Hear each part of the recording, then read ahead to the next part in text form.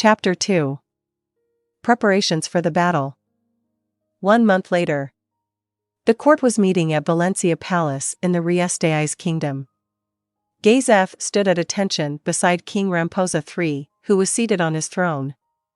The captain of the royal select spotted the 6 great nobles among the many in attendance, and his eyes widened. It was quite rare for all of them to appear at once. The heads of those 6 noble houses possessed territory that was second only to the royal family's holdings in size, and each had some field, whether it was military might, financial assets, or something else, in which they surpassed the king. Consequently, when the king summoned them, they often made up some sort of excuse to be absent. In particular, Marquis Bolerope, the leader of the anti-king faction, never bothered to hide his disdain, and for a time it seemed as though the kingdom might collapse from within. Next, Gazef's gaze turned to the 3 royal children who were present. The most eye-catching was the youngest, Princess Renarthier Chardillon Ralvezelf.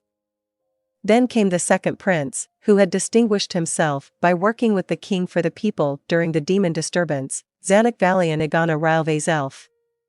Last was the eldest, Prince Barbro Andrine Yeld Ralvezelf, with his magnificent physique and neatly arranged hair. Marquis Bolerope was working to make sure this prince would be the next king.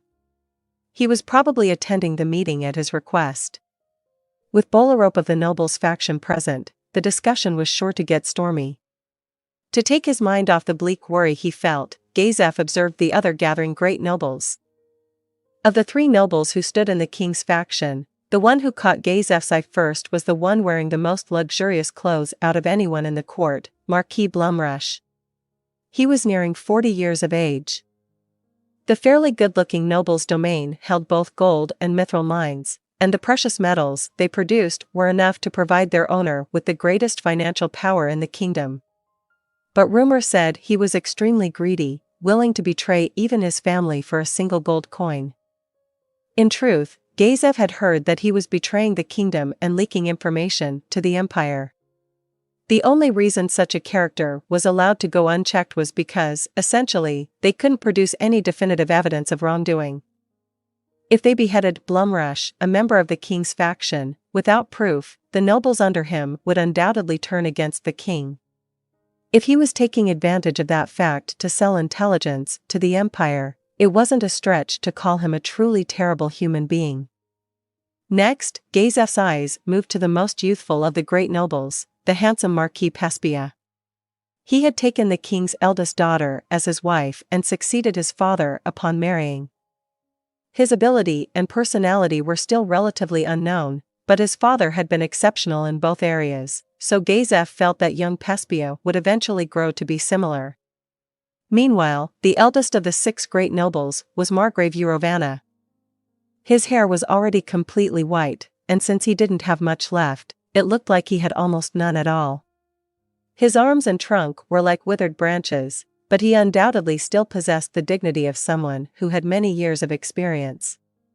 Margrave Urovana was the most fascinating of the nobles as a person.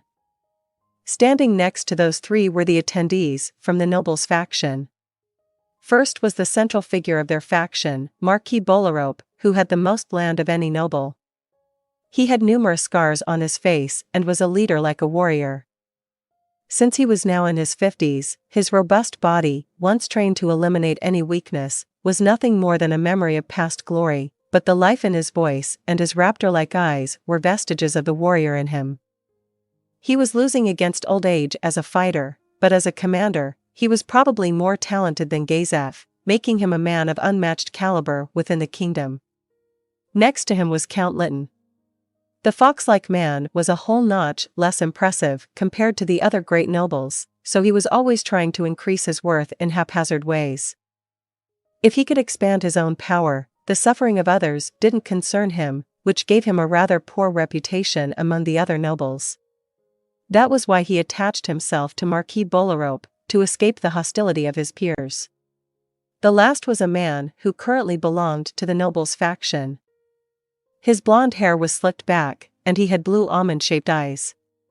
His complexion was a special pallor reserved for those who rarely saw the light of day. That combined with his tall, lean figure gave him the impression of a snake. Age-wise, he should have been just under 40, but his sickly skin tone made him seem far older. Gazef had mixed feelings about that man, Marquis Raven. He looked away from the noble. What made the power struggle in the palace even more complicated was the matter of who would be the next king.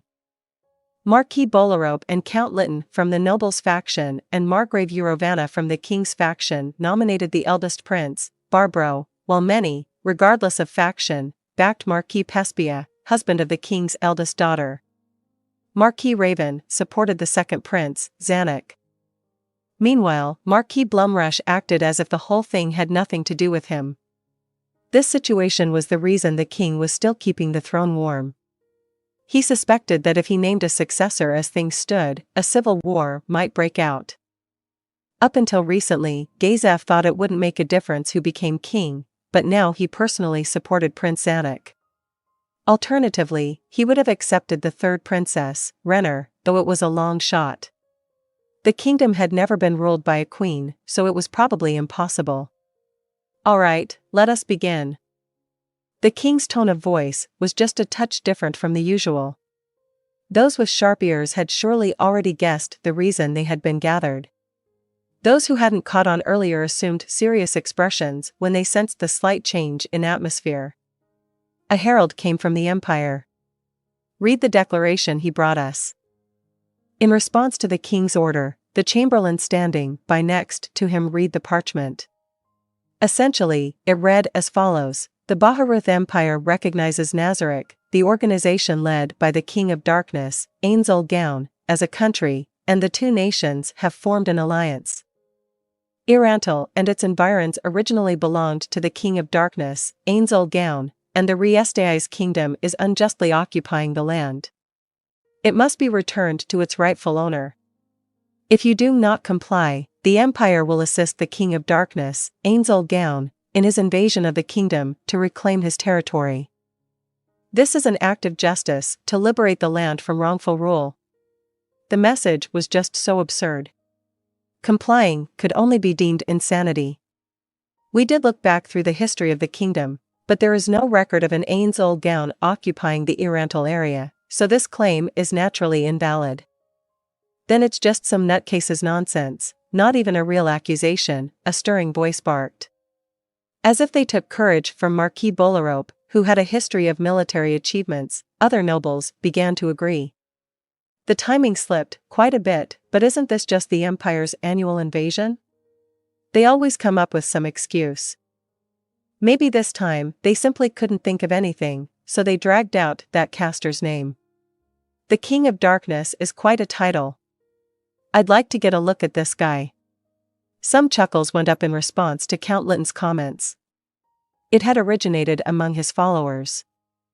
However, the Count shifted his narrowed eyes, which could be described only as fox-like, turning his gaze on Gazef with a hint of condescension. "I feel like I've heard this madman's name somewhere before.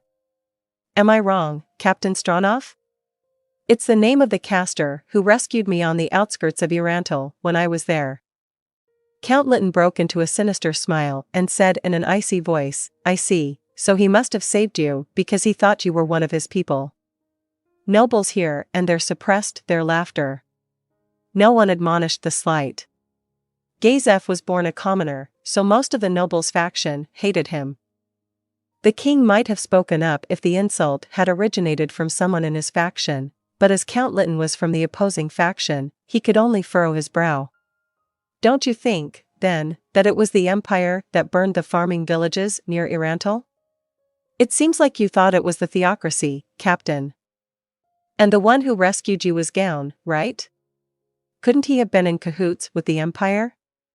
As someone suggested before, perhaps he was meant to be a spy all along? You didn't see the corpses of the ones who had cornered you, correct?" The powerful members of the six scriptures flashed through Gazef's mind. At the same time, he saw Ainz Ooal Gown. "Regarding the corpses, it's as you say, Count Lytton, but I don't think there's any conspiracy. The ones who attacked when I was in Karn were stronger than Imperial Knights could be. They were giving orders to angels, so I have no doubt they were from the slain theocracy." Why would the theocracy do such a thing? How should I know? It would have been such a relief to be able to answer. As Gazef struggled to come up with a reply, help came from someone next to Count Lytton. Who cares about the crazy caster? Don't we need to figure out how to reply to the false emperor's declaration, Your Majesty? Marquis Bolarobe is right. What we need to decide is the kingdom's response. Permission to speak, please. Marquis Pespia stepped forward slightly. It's impossible to accept the emperor's declaration. It seems war is our only choice. The nobles became enthusiastic. So we'll drive them off, and then it'll be our turn to march into their country. Exactly. I'm sick of doing nothing but repelling the empire's advances. There can be no doubt. You're quite right, Marquis. Their voices mixed with laughter. Everything they said was true, but it was also what they always said. For the past several years, there had been a regularly occurring war with the empire on the Katsa plain. In the end, the same scuffle, which always ended with the two countries merely glaring at each other or the kingdom taking a little damage, would happen as usual. That was the sort of relaxed idea that circulated among the nobles. They were used to the fighting. But Gazef's warrior instinct screamed that he should speak. Don't assume that this war will stop at a dust-up like before. The nobles looked accusingly at him, as if he'd ruined their fun. I see. So that's what my captain of the Royal Select thinks. Please explain why. Yes, Your Majesty. Gazef's alarm bells were ringing because of a certain person. It's because of the caster, Ainz Ooal Gown. And you're the only one of us who has stood face to face with him, so I imagine we should give your opinion some weight. But what basis do you have for thinking that?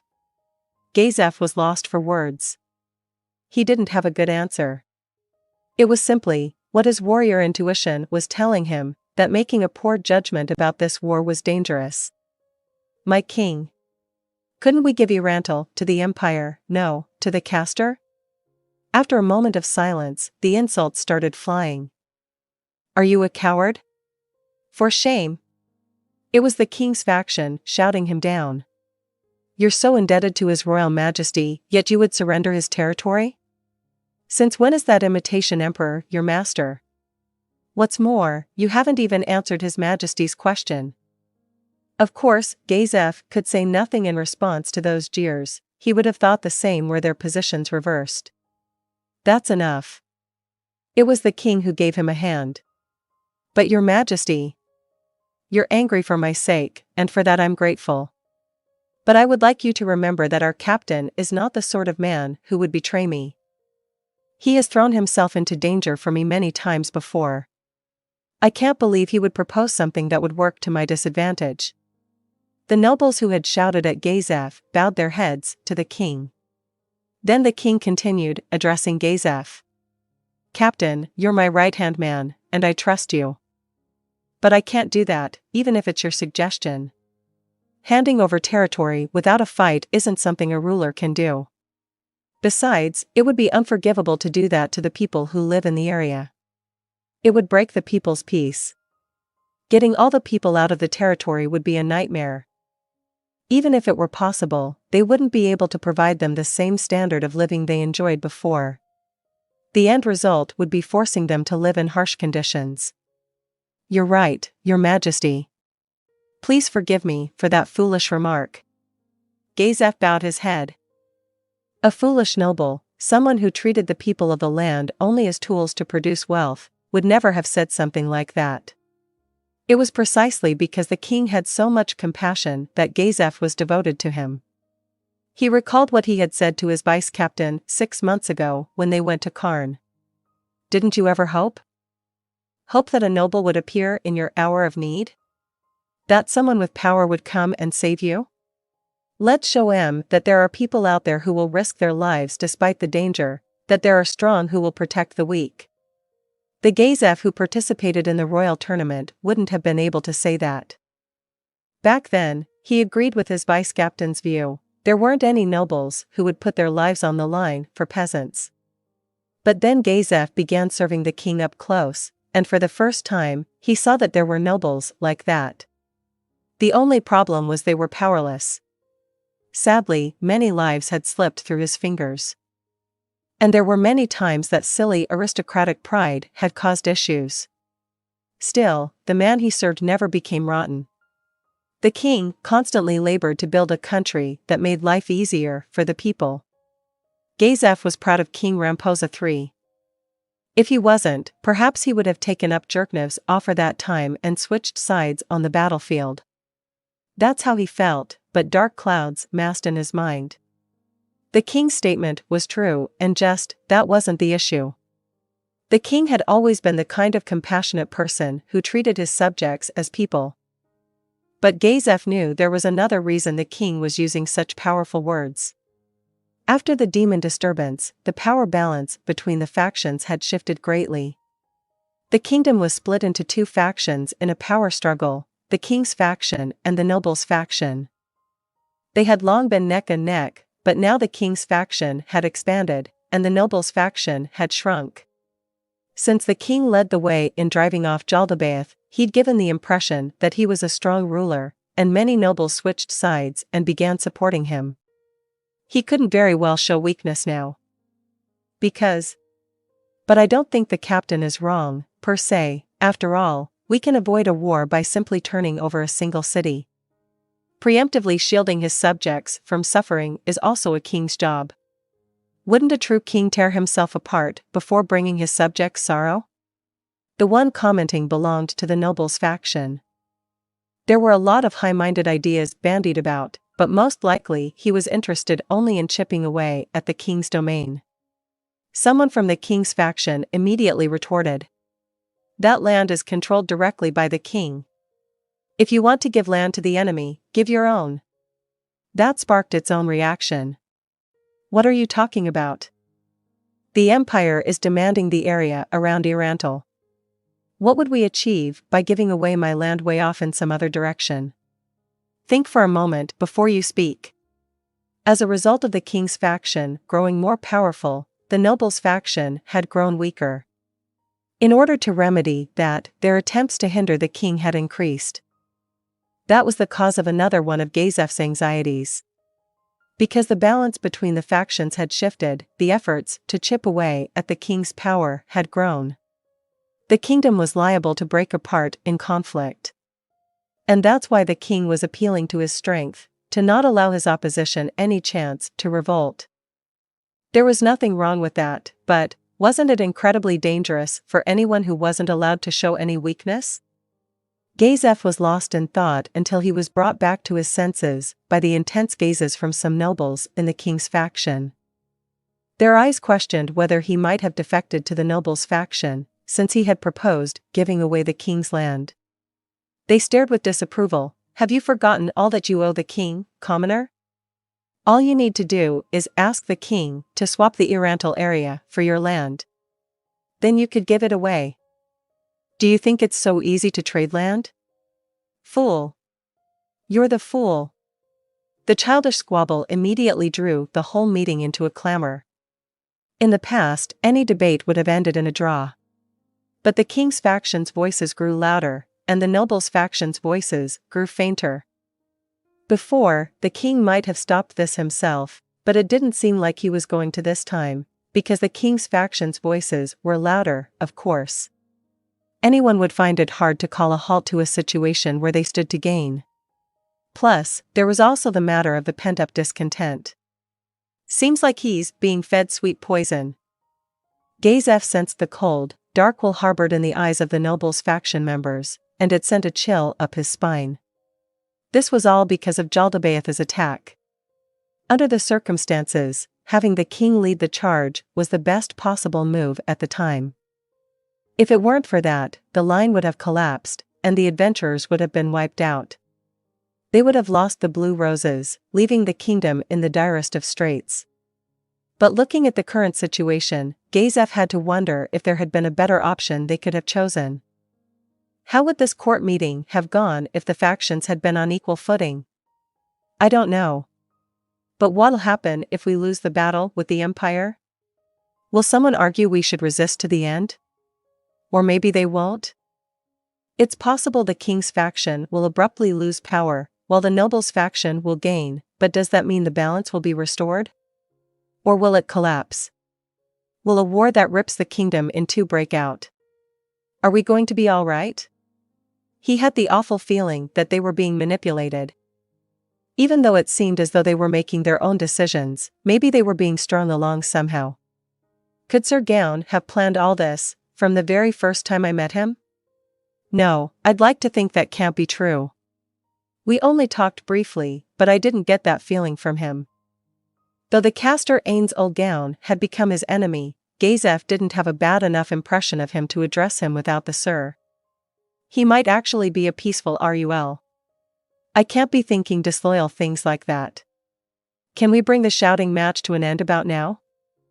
The nobles knew who the gloomy male voice belonged to, so they quieted down. That should have been the king's job. That someone else should stop them made Gazef bite his lip. That victory was so sweet. He thought it would be all right. But would the king forget that sweet nectar? Would the king Gazef was so proud of fade away? He couldn't completely clear the worries from his mind. Your Majesty, if we're certain the Empire will invade, we need to prepare ourselves. Marquis Raven, His Majesty can go aloe, but Raven interrupted the noble's faction member and spoke again. Hold on. If His Majesty's army was defeated, how far do you think the Empire would advance? In order to protect my own domain, I'll be lending all my strength to the king. Silence descended. The kingdom's soldiers were conscripted civilians. The gap between them and the professional knights of the Empire couldn't even be measured. The only way to win against the Empire's quality military was to overwhelm it with quantity. That's how they had fought for the past several years. If they lost even when they committed large numbers of soldiers, it went without saying what would happen. Prompted by Marquis Raven's remarks, the nobles' faction members must have imagined Imperial knights invading their territory. The first to declare their support were the ones who had domains between the capital and Irantal. Then those who were close to them. Soon, all of them had agreed. All right. Then I'll make sure our response to the Empire doesn't arrive too soon, so until our declaration of war is delivered, gather your men. I'm sure the fight will take place in the usual location. Gather there. Naturally, I'll go, too, said the king. I'll accompany you to the battlefield, father. The one who spoke was Prince Barbro, who had been standing by silently up until that very moment. No, no. The first in line for the throne doesn't need to be there. I'll go. It was the second prince, Zanuck, across from Barbro, who answered. Barbro's response was crystal clear. We don't need you. It was a harshly hostile tone. Zanuck's suggestion wasn't wrong. It was awfully dangerous for both the king and his eldest son to go to battle. Surely even Barbro understood that. But the reason he refused was because he saw his brother as an enemy. That was also due to the demon disturbance. During the demon disturbance, Zanuck had patrolled the capital and was praised by many of the kingdom's people. Meanwhile, Barbro never left the palace. Consequently, the number of nobles supporting Zanuck sharply increased. Zanuck wasn't terribly good-looking, so the gap between his appearance and his courage made him stand out. And conversely, Barbro, with his splendid appearance, was presumed to be a coward. To erase that harmful rumor, Barbro wanted to stand on the battlefield and demonstrate to the court his bravery. As his physique would indicate, Barbro was a decently capable warrior. That being said, he was ultimately counted among those who needed to be defended. He wouldn't have had a chance at defeating Princess Renner's attendant, Clyme, who trained till he was practically coughing up blood. But he was still the best swordsman in the royal family. If Zanuck swung a sword, his body would be pulled around by the weight of it alone. Barbro refused to be seen as less courageous than such a weakling. Marquis Raven once said, "What's the point of members of the royal family being skilled with a sword?" But Barbro knew that he wasn't as smart as Zanuck, so he wanted to avoid losing in the area he could be proud of, his abilities. More than anything, he didn't want to fall behind in the contest for the throne. Gazef's stomach pained him when he thought about the dangers lurking within the kingdom. He was thinking that if the king retired, he would follow him and live as his personal guard, but that could be tricky. Was it wrong, as the king's loyal retainer, to not save the lives he could if he continued working as the captain of the Royal Select? He also wondered if the king would even allow him to follow in his footsteps. He could leave the position up to someone else, if there were someone as strong as him around, but he couldn't think of anyone. In terms of power, there was one person, but he didn't think that man would agree to succeed him. I wonder what Brain will do now. What's on his mind these days? Brain was currently serving Princess Renner directly, but Gazef had the feeling he might suddenly go off somewhere. If he disappeared, it would surely be to improve his swordsmanship. It was a lifestyle that appealed to Gazef somewhat, as someone whose duties required him to stay in the palace. He recalled how sharp Brain's sword was. They had sparred after the demon disturbance. Both gave their all in the bout, but it ended with Gazef's victory. Still, every time his hair fluttered in the gust of a sword slash, he keenly sensed the long hours of training Brain had put in. He even had the feeling that in a few years Brain would surpass him. If he succeeded me as captain of the Royal Select, I could focus on training the younger generation. Then the kingdom would have a chance at producing some outstanding warriors. I agree. Marquis Bolarobe's voice brought him back. Now wasn't the time to be mulling over the distant future. With your permission, I would offer you some of my strongest soldiers, they can double as guards. What do you say, my king? Captain, what do you think? Gazef couldn't very well announce that he hadn't been paying attention, so he pretended to think for a moment. He purposely ignored Marquis Raven's raised eyebrow. It seemed Marquis Bolarobe was suggesting that Prince Barbro, whom he supported as the next king, go to battle. But he didn't know for sure, so there was only one thing he could say. As your majesty wishes.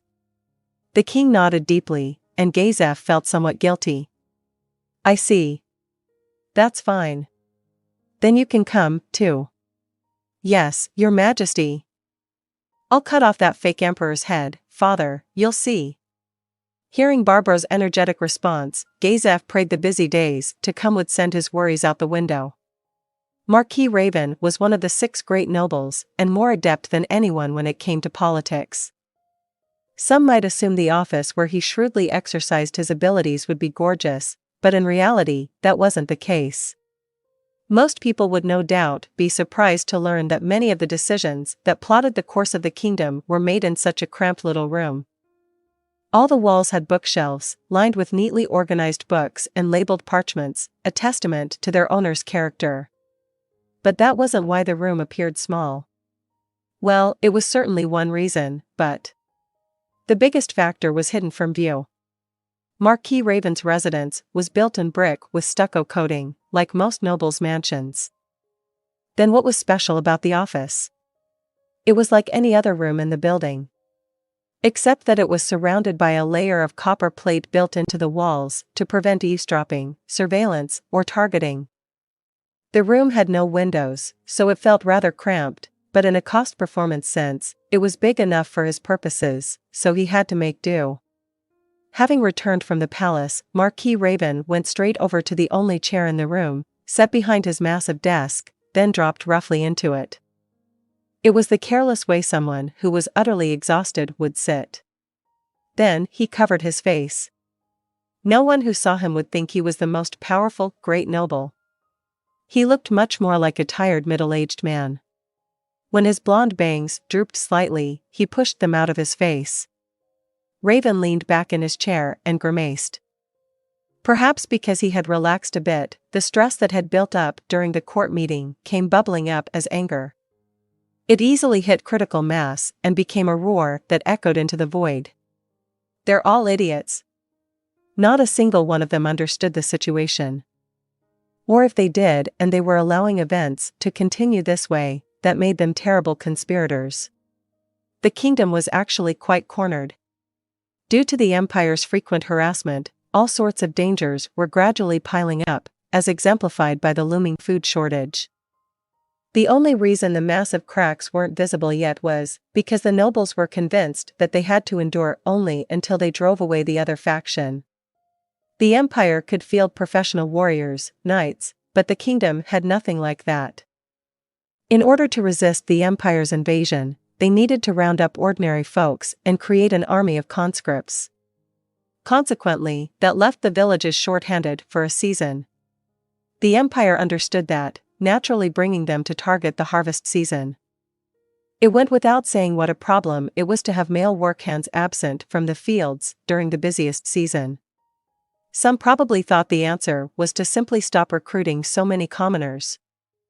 But unless the kingdom gathered several times the numbers of the imperial knights, who were both disciplined combat professionals and well outfitted, their conscript army would be defeated all too easily.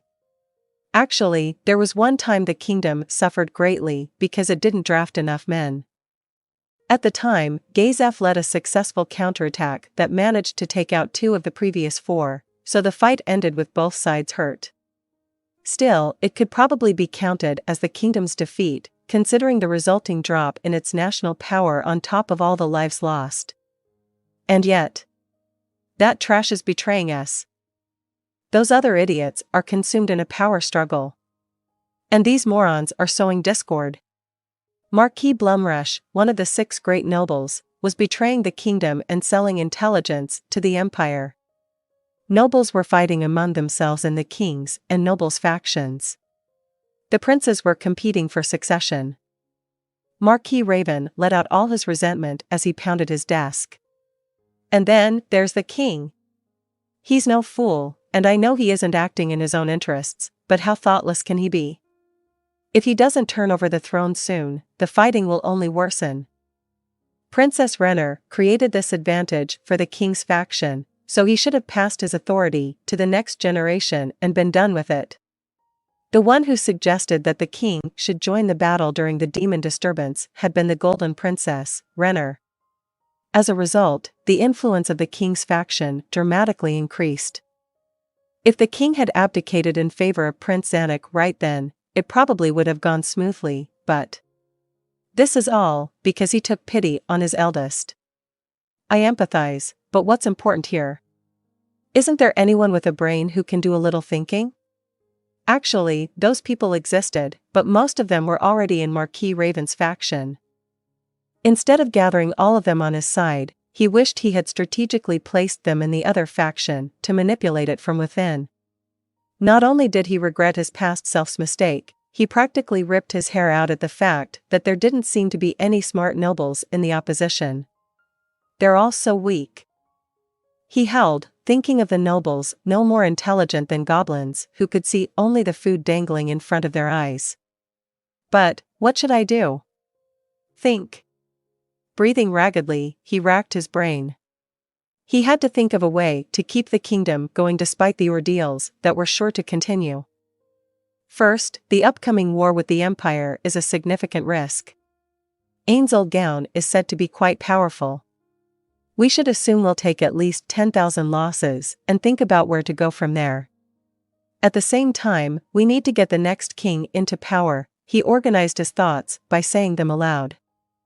Really, he would have liked to have someone to consult with. That was precisely why he was supporting Prince Zanuck. The second prince was Raven's sole ally in the royal family. Well, he had found another in Princess Renner. Their alliance worked because they understood the current dangers in the same way and plotted their course accordingly with an eye on the future. If he could get Prince Zanuck onto the throne, at the very least the weight on his right shoulder would be lifted. He said he would make me his prime minister, and it probably wasn't a joke, so the weight on my left shoulder will probably stay the same. Even so, the kingdom's situation should improve. Marquis Raven's goal for the near future was to ensure Prince Zanuck became king. If he failed, the kingdom would be one step closer to ruin. Now I have Princess Renner's help, so things should become slightly easier in the future. Muttering his ideas and strategies as he pondered, Marquis Raven sighed deeply. Sometimes he wanted to leave it all behind. On more than one or two occasions, he entertained the idea of simply destroying everything out of frustration. He was building a castle in the sand, but there were children running amok. Under those circumstances, destructive desires probably couldn't be helped. But there was a reason he was able to endure. Knock, knock. The sound came from lower on the door. For a moment, Marquis Raven's face was completely out of character.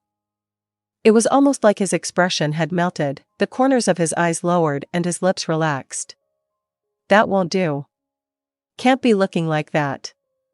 He forced himself to pull it together, smacked his cheek slightly, and fixed his messy hair. Then he raised his voice so the person on the other side of the metallic door would be able to hear. He made sure his voice was gentle and not angry. Come in. The speed at which the heavy door opened indicated how much the person who pushed it had waited for that moment. A child appeared. The adorable, innocent boy's cheeks stood out pretty and pink against his white skin. He was probably around 5 years old. He ran across the room to Marquis Raven's lap. It's not very becoming to run indoors, a woman's voice called after him. Her face was beautiful, but there was something melancholic about her. The most fitting word was perhaps cheerless. The quality of her clothing was good, but the dress was a somewhat somber color. She bowed her head to Marquis Raven and then smiled faintly. When was it that my wife finally began to smile? He suddenly recalled how things used to be. When the Marquis was younger, there was a time when he harbored the ambition that any talented youth would, acquiring the throne. The irreverent dream of usurping the crown.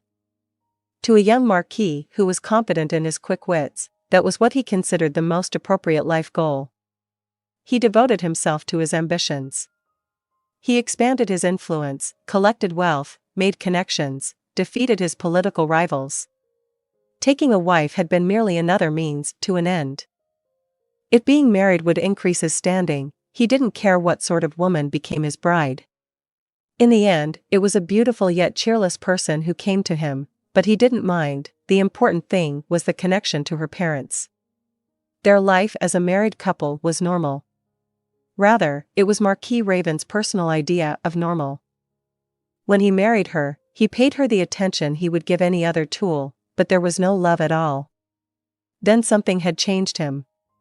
The Marquis's gaze shifted to the child at his knees.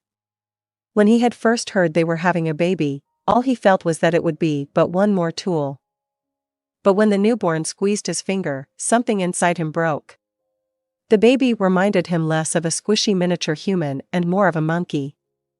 Raven never thought he was cute or anything like that. But when he felt that faint warmth through his finger, somehow everything else seemed absurd. He suddenly felt like the throne was no better than garbage.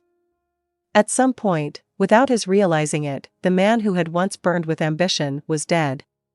He also recalled his wife's expression when he thanked her. He could never tell her, but it made him laugh whenever he remembered it. The thought, "Who are you?" had been plain on her face. Of course, at first, she probably thought it was merely a temporary change, because she had borne him an heir. But the difference in how he acted eventually became so strange that she began to wonder if the Marquis had gone mad. Apparently, given a choice between her husband up until that point and her changed husband, she preferred the latter. Her mood had begun to change as well. Essentially, they became a normal couple. At the moment, his child was trying to scrabble up, so Marquis Raven picked him up. The boy laughed as the Marquis brought him into his lap. He felt the high temperature particular to small children through his clothes. The moderate weight felt comfortable, and a peaceful satisfaction filled his heart. Now Marquis Raven had only one goal. I want to pass on my domain in perfect condition. It was a typical goal of a noble father. He gazed gently at his child in his lap and asked, "What essay matter, baby Lee?" Smooch, smooch. There were only two people in the world who had seen the great noble scrunch up his lips and say, "Smooch, smooch." One of them, the child, squealed in delight. "Dear, using baby talk with children isn't good for their language development." Nonsense. That's only an unfounded rumor. Though that's what he said, internally he knew he shouldn't do anything that might harm his son's education. He was sure that since this was his child, the boy was bound to be gifted. Well, it was perfectly fine if his son wasn't, but it was only natural for a parent to want to encourage their child's strengths. At the same time, he certainly didn't want to be a bad influence on his son. But the one thing he couldn't give up was the loving nickname. Avoiding his wife and her slightly troubled expression in his field of vision, Raven addressed his son again. "Come on, baby Lee. What's wrong? Is there something you want to tell Daddy?" The child cupped his hands to his mouth as if he was sipping tea, intending to tell a secret. Seeing this adorable act, Marquis Raven felt the corners of his mouth soften affectionately. Nobody would believe that this face belonged to the man known by many as a snake. "What is it? Will you tell Daddy? I wonder what it is." "So for dinner today, we're having something you like. That makes Daddy so happy." "What is it that we're having tonight?" "Gabora fish meuniere," his wife responded. "I see. What's the matter, baby Lee?" he asked in a hurry upon noticing the boy's sulky face. "I wanted to tell you." Marquis Raven felt like he had been struck by lightning from behind. "I see. Sorry, baby Lee, that was all Daddy's fault." "Why did you tell me that?"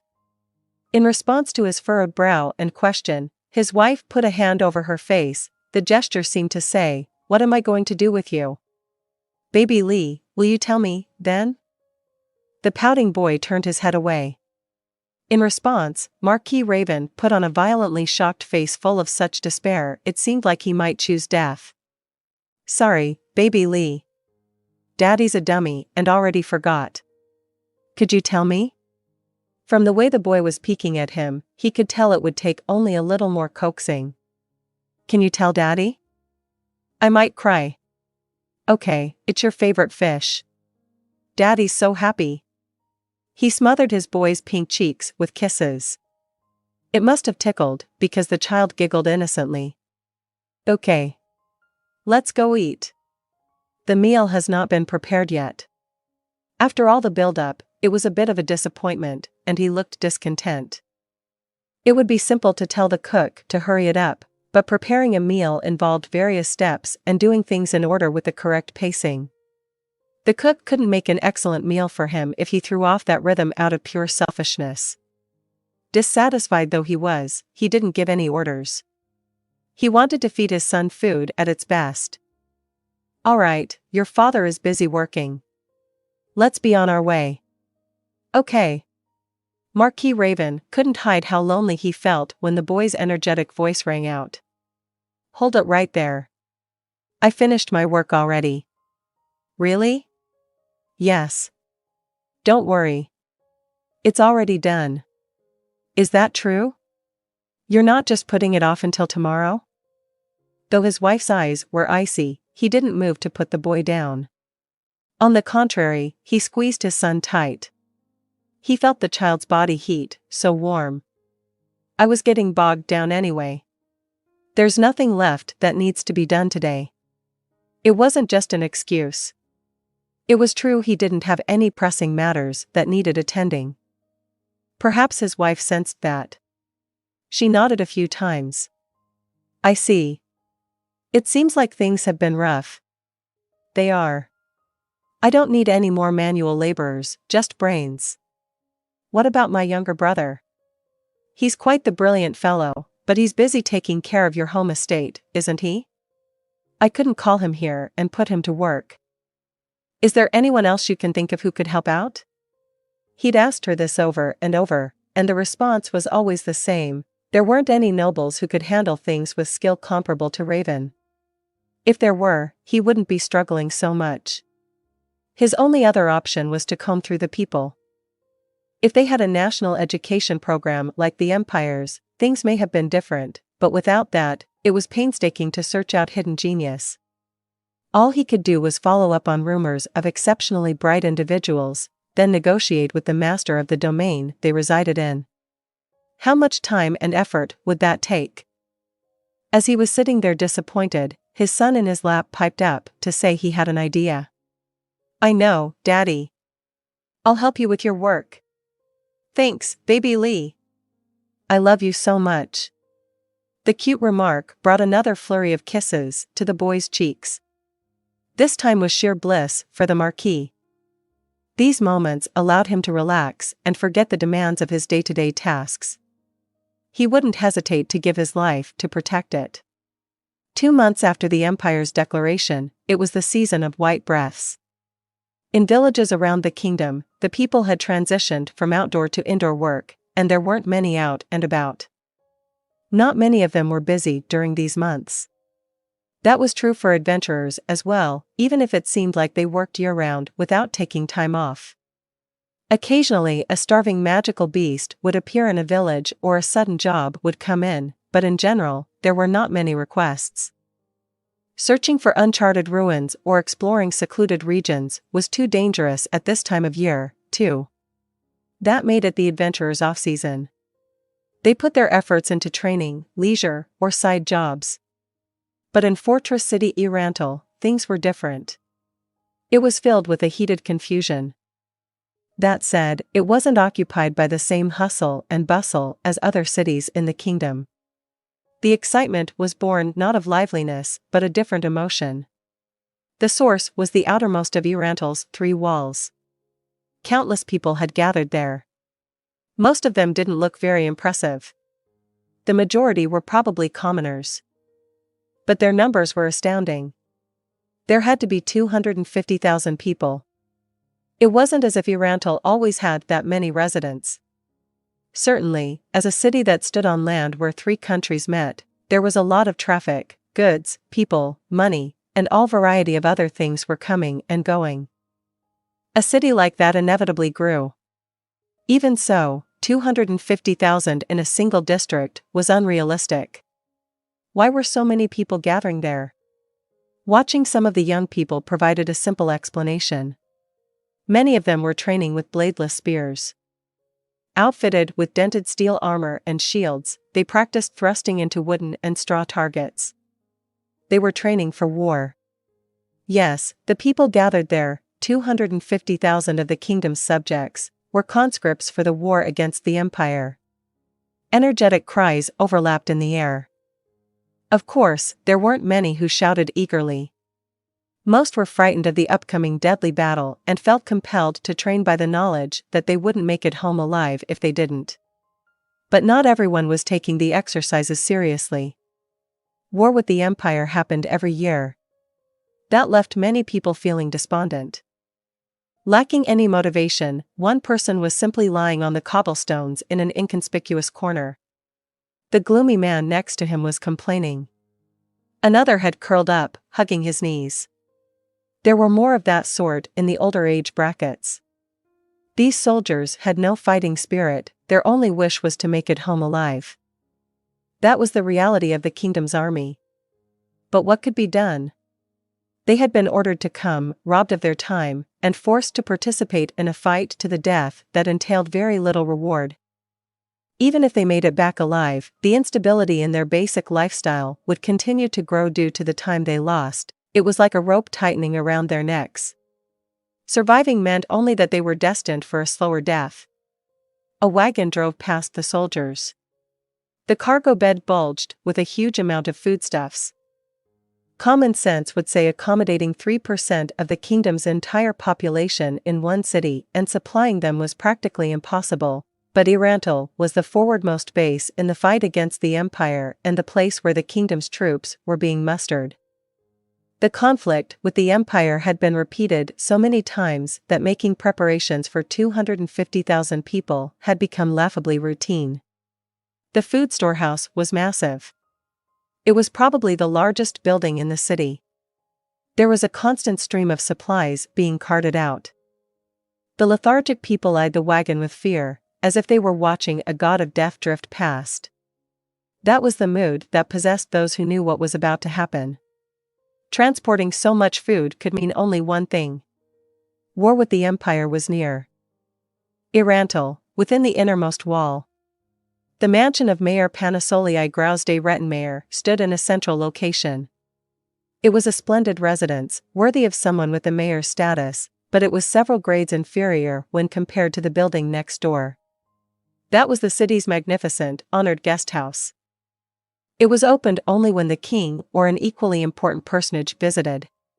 Currently occupying one of the rooms within was a group of men made up chiefly of Ramposa III and the great nobles. Gazef stood silently next to the king, who sat on a simple throne. In the center of the room was a large desk around which mainly nobles gathered, frowning at a large map that had been laid out. On top of the map were several markers, as well as countless scattered papers, the list of commanders, reports from reconnaissance units, records of previous battles, information about monsters that appeared in the area, and more. Almost no water was left in the jug the server standing by in the back of the room held. That was an indication of how heated the debate had gotten. In fact, the great nobles' faces, which were dignified and shaped by history, seemed deeply fatigued. The bigger the army became, the more meetings, and a greater variety of them, were required. Basic things could be delegated to the staff serving under them, but for matters the nobles had to arrange themselves, the leaders needed to have detailed discussions. Their honor was on the line. They couldn't bear to bring shame upon themselves, so there had been a considerable amount of work to do. But that was finally over. The one who showed the least fatigue of all present, Marquis Raven, spoke. Rather, he was always the one speaking out front.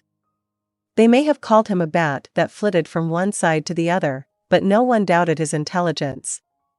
These bipartisan meetings always went the most smoothly when he presided over them. I know you've all been busy, so thank you for coming. With this, our current round of preparations has been completed on time. Now, let's make our plans for this war with the Empire. Marquis Raven looked around at everyone and held up a piece of parchment so they could all see it. Several days ago, we received this declaration from the Empire. It states the location for the battle.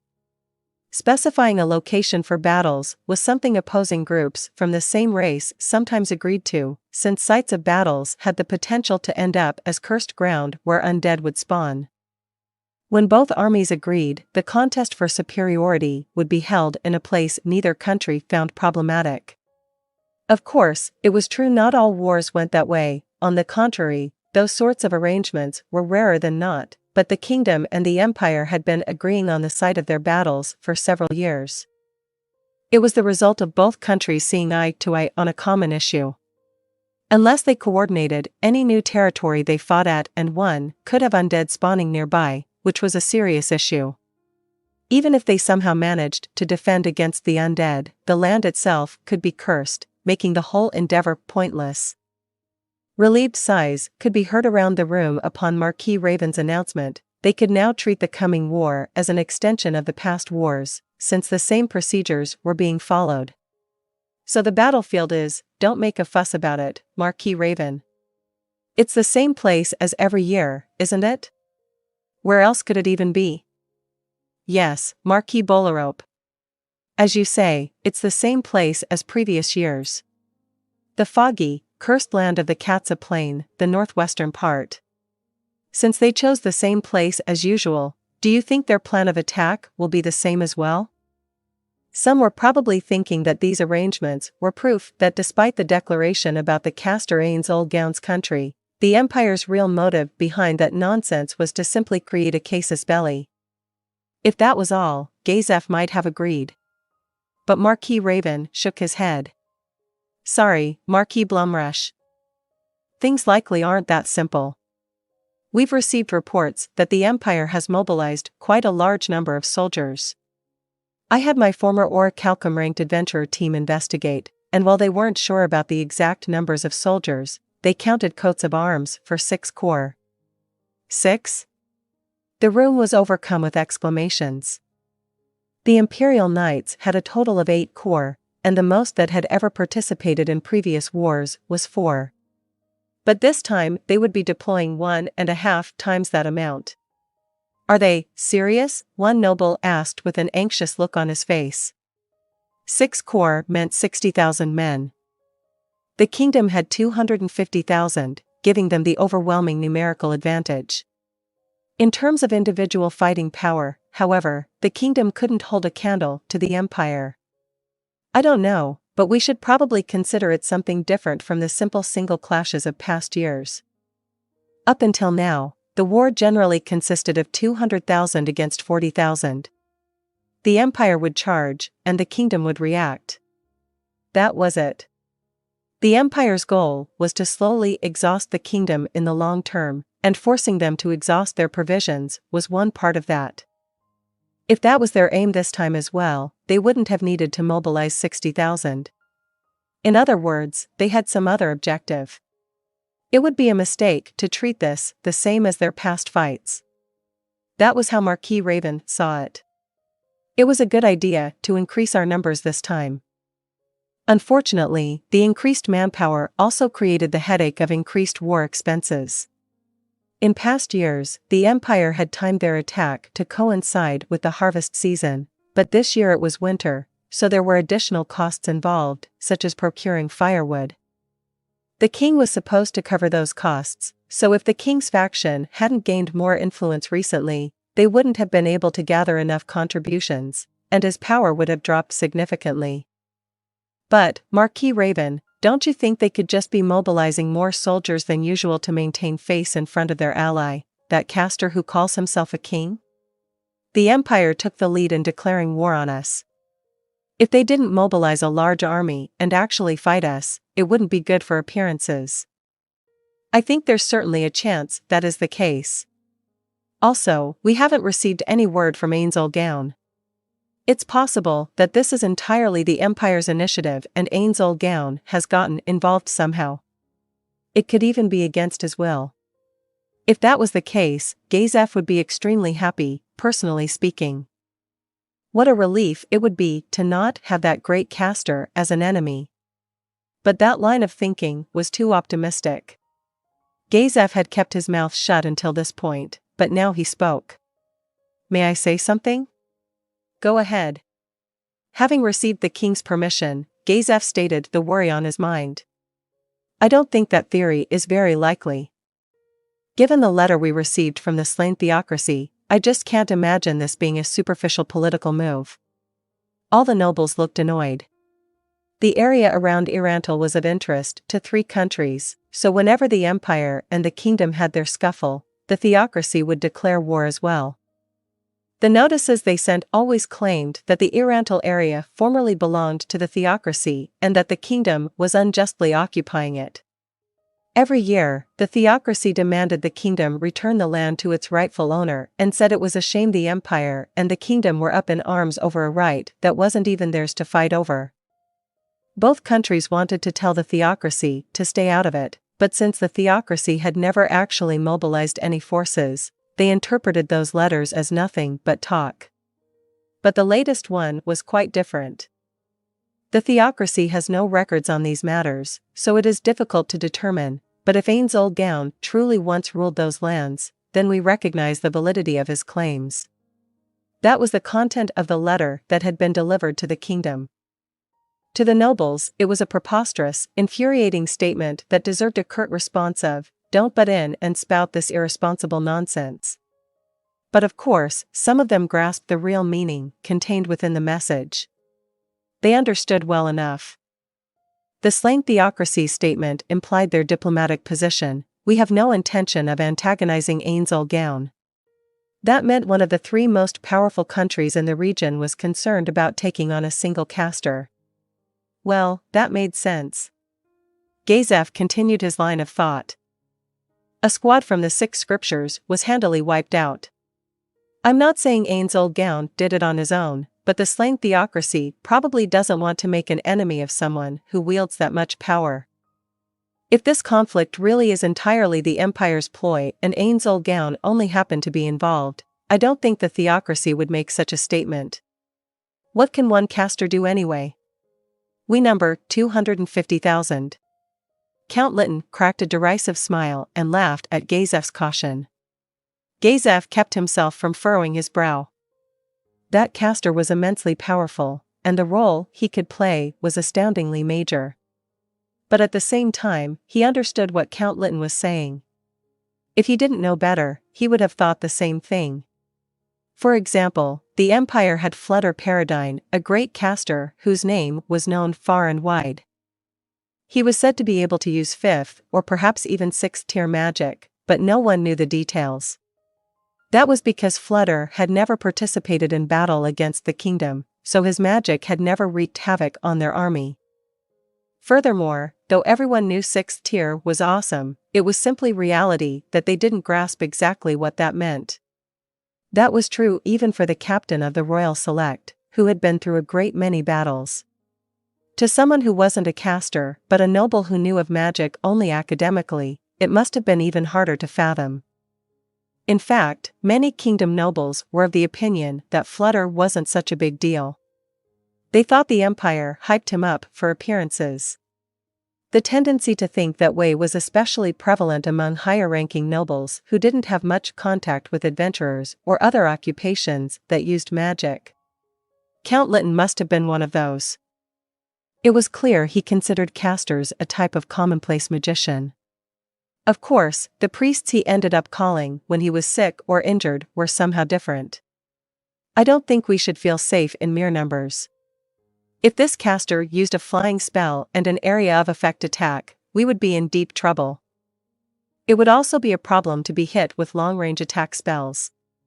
But I doubt the Empire would waste a specialist like that. It is treating him strangely, though. I don't think it would go to these lengths if he was a mere caster. We should be wary, Margrave Eurovana murmured solemnly.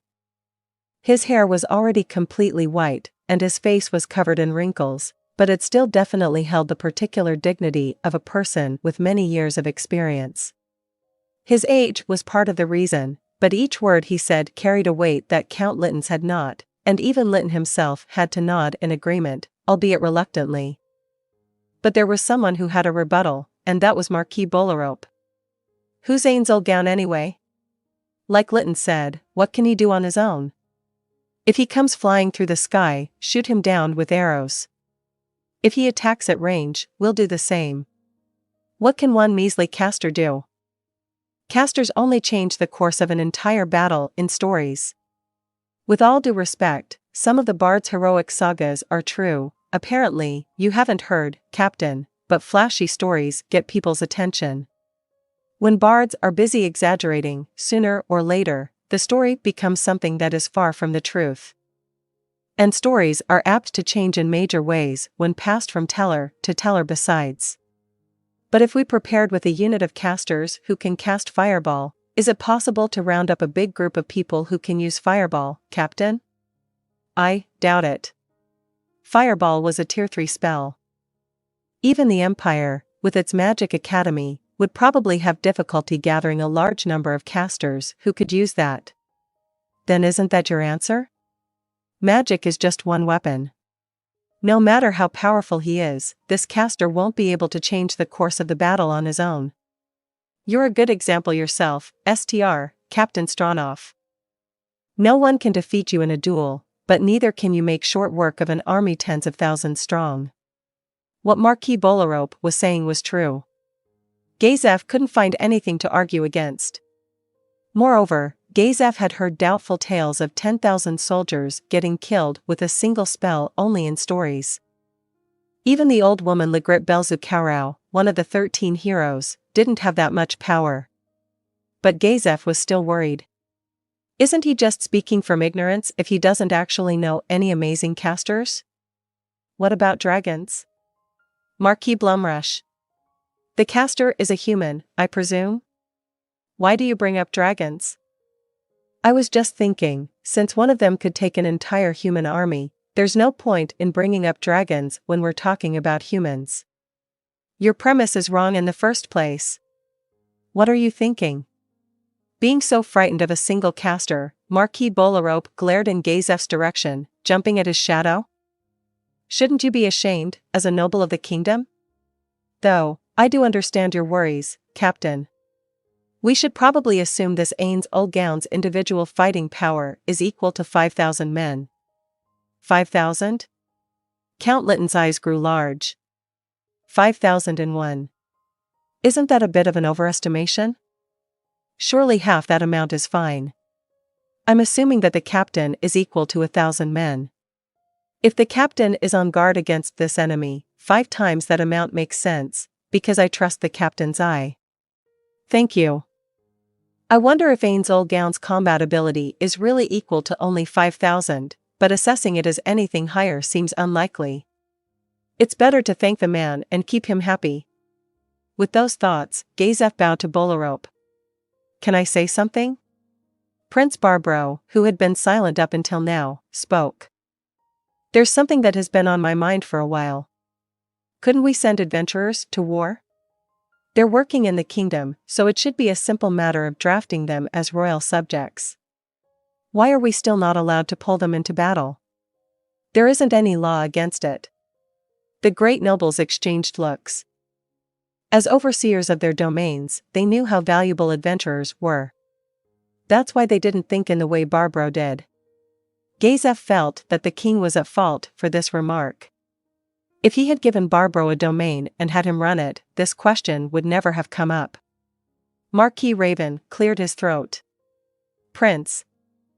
First, aside from copper plates and whatnot, do you understand that adventurers are stronger than soldiers? Yes, I know that. That's why they would be able to do such wonderful things for us if we drafted them. The Empire's knights would probably be a piece of cake for them. Without a doubt, I'm sure. But if we did that, then our enemy, the Empire, this time, would draft adventurers to fight back. When that happens, we wouldn't see adventurers clashing with adventurers, but rather adventurers killing the weaker soldiers. If that happens, losses on both sides will increase. Many more of the weaker people will die. So we've decided that we won't borrow the adventurers' power, thus, we're avoiding military escalation. It's also forbidden in the Adventurers Guild rules. For the same reason, they couldn't hire workers either. Although in their cases, it was also a matter of them being more expensive than adventurers as well as untrustworthy. I don't like it, but I understand. Then what if the city gets attacked? If they still didn't help us, that would be unforgivable as people of our country, no? I understand what you're saying, Your Highness. But it's hard to tell whether they consider themselves subjects of the kingdom or not. Many of them live as travelers. More than anything, if an adventurer dies in battle, that's a loss for the country and a greater loss the greater the adventurer. Specifically, those losses would increase the possibility that monsters appear, and we don't have the adventurers to deal with them. Hence, the separation between the military and adventurers. Earlier, Marquis Raven was saying he enlisted retired adventurers as soldiers, didn't he? Former orichalcum ranks or something. That's fine? Apparently, that's not an issue. The Adventurers Guild has rules, but they don't apply to people who have left the guild. That's why he was able to hire them. I don't know. I just don't like this. Some of the nobles chuckled in agreement. But that goes through orichalcum rank. For adamantite, it might be different. Currently, in the kingdom, we have 2 adamantite ranked teams, but there was no one present who hadn't heard of the Blue Roses, who had taken action during the demon disturbance. Before their era in the spotlight, there was another adamantite team. They retired, but they don't appear to have been hired by anyone. Right, Captain? That's right. There were 4 members. One runs a training hall to train select students in swordsmanship. 2 went off traveling together. The last one is an old woman who at one point belonged to the Blue Roses, but later disappeared. Recalling each memorable character, Gazef counted them on his fingers. He had been walking in the royal capital when his master, who had seen his fight in the royal tournament, dragged him to the training hall for a hell of forced study and sword technique drills. It was because of that training that Gazef, who had been a simple mercenary, was able to better serve the king, but that said. No, thinking back on it now, those are good memories. I see. I heard there's an adventurer team in the city called Raven Black. I thought perhaps their caster, beautiful Princess Nabe, could face Ainz Ooal Gown, but I suppose it won't work out, then. The idea itself was a good one, but the Adventurers Guild was sure to oppose it. Several nobles began to disparage the guild, they're nothing but commoners. Who do you think is hiring adventurers in the first place? If you're a loyal subject of the kingdom, it's only natural to cooperate. And so on. To those at the top, anyone who didn't bow to authority was unpleasant. But it was also true that without adventurers, fighting off monsters would be practically impossible. If the Adventurers Guild moved away, the kingdom would slowly fall into ruin, unable to exterminate the larger monsters that appeared. That was surely what would happen, even with Gazef around. Monsters had a wide range of special abilities that required a wide range of attacks, defenses, and healing to exterminate. That was why adventurers were indispensable. Of course, it would have been a different story if, like in the Empire, they had casters and rangers incorporated into their army. No, that's brilliant, Your Highness. Doesn't sound bad at all. It was some baron who had shouted. His status was definitely not high enough to be in the room, so his presence meant he had to be someone's flunky. Beautiful Princess Nabe may have an insightful opinion as a caster. At the very least, perhaps we should send a messenger to talk with her. Voices of agreement sounded, albeit sparsely. Most of them were lower-ranking barons. Since they were all supporting Prince Barbro, they must have been lackeys of one of the nobles' faction members. They didn't seem to notice that anyone with a decent sense of tact wore a bitter expression. You should go, then. The king sounded tired as he gave the order. Sir Mammon is an adamantite-plate adventurer, though. Don't do anything to upset him. Yes, Your Majesty. I, no smarts, shall carry out this royal order without fail. All right, then. Do take care to respect Sir Mammon, the king repeated and then dismissed him with a wave of his hand. The noble who had received the order exited the room, brimming with confidence. It seemed like he didn't realize that he would be cast aside the instant any trouble occurred. Marquis Raven sighed. Well, we got off topic. Where were we? Right. I believe we were talking about how much fighting power Ainz Ooal Gown has. I'd like our common understanding to be that he, on his own, is equivalent to 5,000 soldiers, if there are no objections. He eyed Gazef. No objections. Gazef felt like double that still probably wasn't enough, but he knew it would be a challenge to get anyone who hadn't witnessed his power to believe that.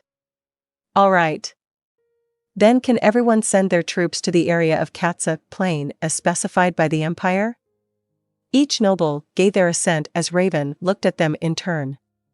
When he faced Marquis Bolarope, the man answered loudly. Of course it's no problem, Marquis Raven. I can move my army at once. And Your Majesty, I have one proposal, if I may? There's something I would like the prince to do for me. There was only one prince present. All eyes turned to Barbro. It said that the caster Ainz Ooal Gown showed up and saved Karn. If he was just playing at chivalry, that's fine, but it's also possible he was making some sort of strategic move. I think we should send an army and speak with the people there. I'd like the prince to command that endeavor. Marquis. Barbro glared sharply at Marquis Bolarope. Silence. It was the king who spoke. That's not a bad idea. My son, I hereby order you, go to Karn and speak with the people there. Gazef desperately worked to keep his eyebrows from moving. He didn't think it would be possible to get information about the caster from Karn at this point. And wasn't it a bad idea to split up their forces, even slightly? If it's an order, then I have no choice but to obey. But please know that it's not what I want to do. Realizing the king had no intention of retracting his command, the prince bowed his head, though he didn't attempt to hide his displeasure. For the army that will go to the village, I'll lend you some of my elite troops. Please also allow me to gather some nobles to accompany Your Highness. I imagine 5,000 is enough? So you're wary of a detached imperial unit? You're always so perceptive, Marquis Bolarope. Gazef understood Marquis Raven's comments, but he wondered if the Empire would really pull such a stunt after specifying the location of the battle. In a normal war, that would be elementary strategy, but to send out a detachment after promising a definitive battle would simply earn contempt from neighboring countries. The empire would be hanging itself. I doubt it will require that many soldiers, but it's your proposal, Marquis. I'll leave the numbers up to you. I'm grateful, Your Majesty. There is one more thing. Marquis Bolerope paused for a moment, less to take a breath than to make sure everyone was listening. Who will lead the army in this war? I have no problem taking command if need be. The atmosphere shifted. That was a disquieting remark. He was asking the king a question, but the content of it was something else entirely. He was putting invisible pressure on the king to hand over command authority. When asked whether King Ramposa III or Marquis Bolerope would be the better commander, most of the nobles would choose Marquis Bolerope. He was also responsible for raising a full fifth of the kingdom's army, 50,000 men. Additionally, he had an elite corps. It was a band of professional soldiers inspired by Gazef's Royal Select. Their combat ability was high. They weren't as strong as Gazef's men, but they could still fight evenly or better against the Empire's knights. What was particularly surprising was how many there were, some 5,000 in total. If they fought the Royal Select, they would probably win a crushing victory with sheer numerical superiority. If the king wasn't present, command would no doubt go to Marquis Bolerope. But the king was present. In which case, Ramposa III commanding was only natural, but the members of the nobles' faction probably wouldn't accept that readily. Gazef's expression grew stern in response to Marquis Bolerope's pressuring question, but although the Marquis saw that, he didn't pay him any mind. To Marquis Bolerope, Gazef was merely a peasant who could handle a sword. He couldn't even stand the fact that anyone who wasn't a noble was attending the meeting. Marquis Raven. Your Majesty. I entrust you with command. March the army safely to the Katsa plain. I leave the formations and positioning after that up to you. Understood. Marquis Raven accepted the royal order with a bow. Marquis Bolerope's desired command had been swiped, but he couldn't complain if it was Marquis Raven. Everyone knew how he excelled, so it was hard to criticize Raven in a harsh way. More importantly, he had an incredible number of connections. Even some of the nobles under Marquis Bolerope were indebted to him. Criticizing him in front of them could make them question Marquis Bolerope's capabilities, so he had no choice but to agree. Marquis Raven, I'll entrust my army to you as well. Let me know if you need anything. Thank you, Marquis Bolerope. I will. The king had managed the situation brilliantly. Gazef couldn't have been more satisfied if he had done it himself. Is there anything else? He waited briefly for any answer, but no one responded. Then begin preparations for war. You'll be departing as early as tomorrow. It will probably take 2 days to reach the battlefield. Make sure to prepare carefully. You are dismissed. Marquis Raven, the rest I leave to you. Understood, Your Majesty. Everyone left the room in order to make their departure arrangements, and the only ones left were the king and Gazef. Ramposa III slowly rolled his neck in a circle. Even Gazef could hear it cracking. It had to have been awfully stiff. The look on his face said it must have felt good to stretch. You must be tired, Your Majesty. Indeed I am. Gazef winced. Miniature versions of the kingdom's 2 rivaling factions had been there moments ago. The fatigue the king felt had to be quite serious. But there were people who had suffered more than King Ramposa III. I think it's about time. As soon as Ramposa III spoke, there were several knocks at the door. Then it slowly swung open and someone who had been waiting came inside. It was a man with a face that was not much to look at. The best description was probably overweight bulldog. His hair was thin enough that his head was reflecting the light, and the hairs that were there had turned white. His body was round, with an overgenerous amount of fat around his abdomen and so much flesh gathered under his chin it left onlookers in disbelief. No, he may not have been much to look at, but there was a gleam of wisdom in his eyes. Ramposa III greeted him with a deeply sympathetic smile. "Thanks for coming, Panasoliai. Your Royal Majesty." The mayor of Irantil gave his master a respectful bow. Then he shifted his gaze. "It's been a while, Sir Stronov." Panasoliai was a noble, but he was extremely polite to Gazef, a commoner, and paid him respect. It was precisely because he was that sort of man that he was dispatched to such a key location. "Well, if it isn't the mayor. Thank you again for your assistance that time. And thank you for helping treat my men's wounds.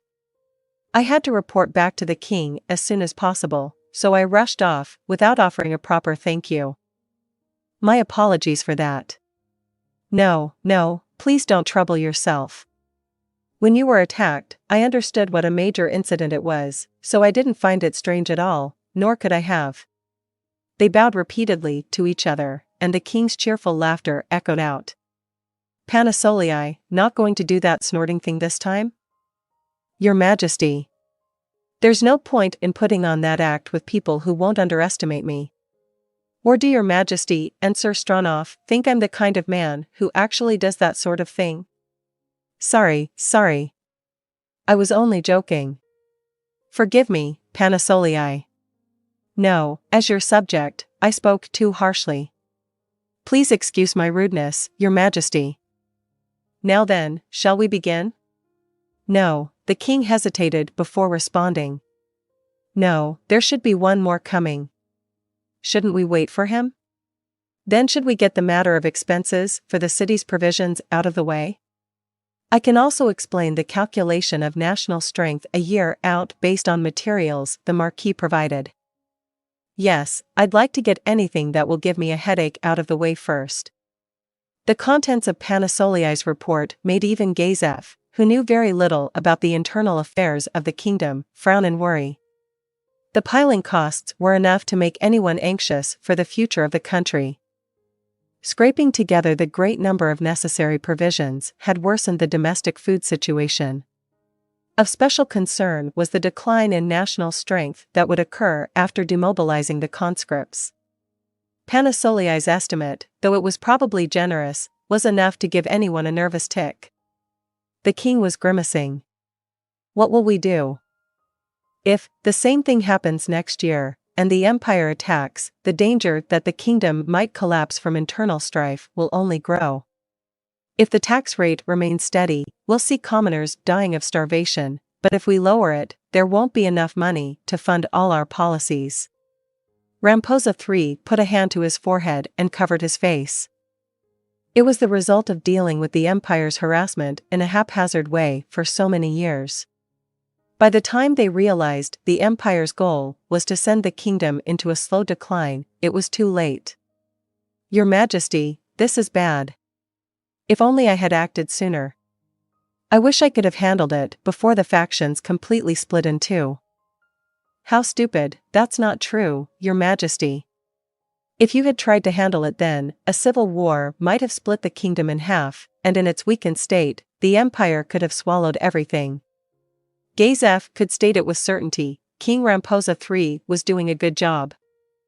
The current state of things was due to the preceding royalty's lack of action. Years and years of grime were impossible to clear away in a single generation. "I want to leave the kingdom to my heir in better condition than when I received it, even if only slightly," the king said with emotion. His next words contained strength. "I guess now is my chance. Thanks to the demon disturbance, I have gained many supporters. Is this an opportunity to deal a serious blow to the empire and earn us some years of peace?" Gazef saw a dangerous gleam in the king's eyes. He knew he should stop him. But the words wouldn't come.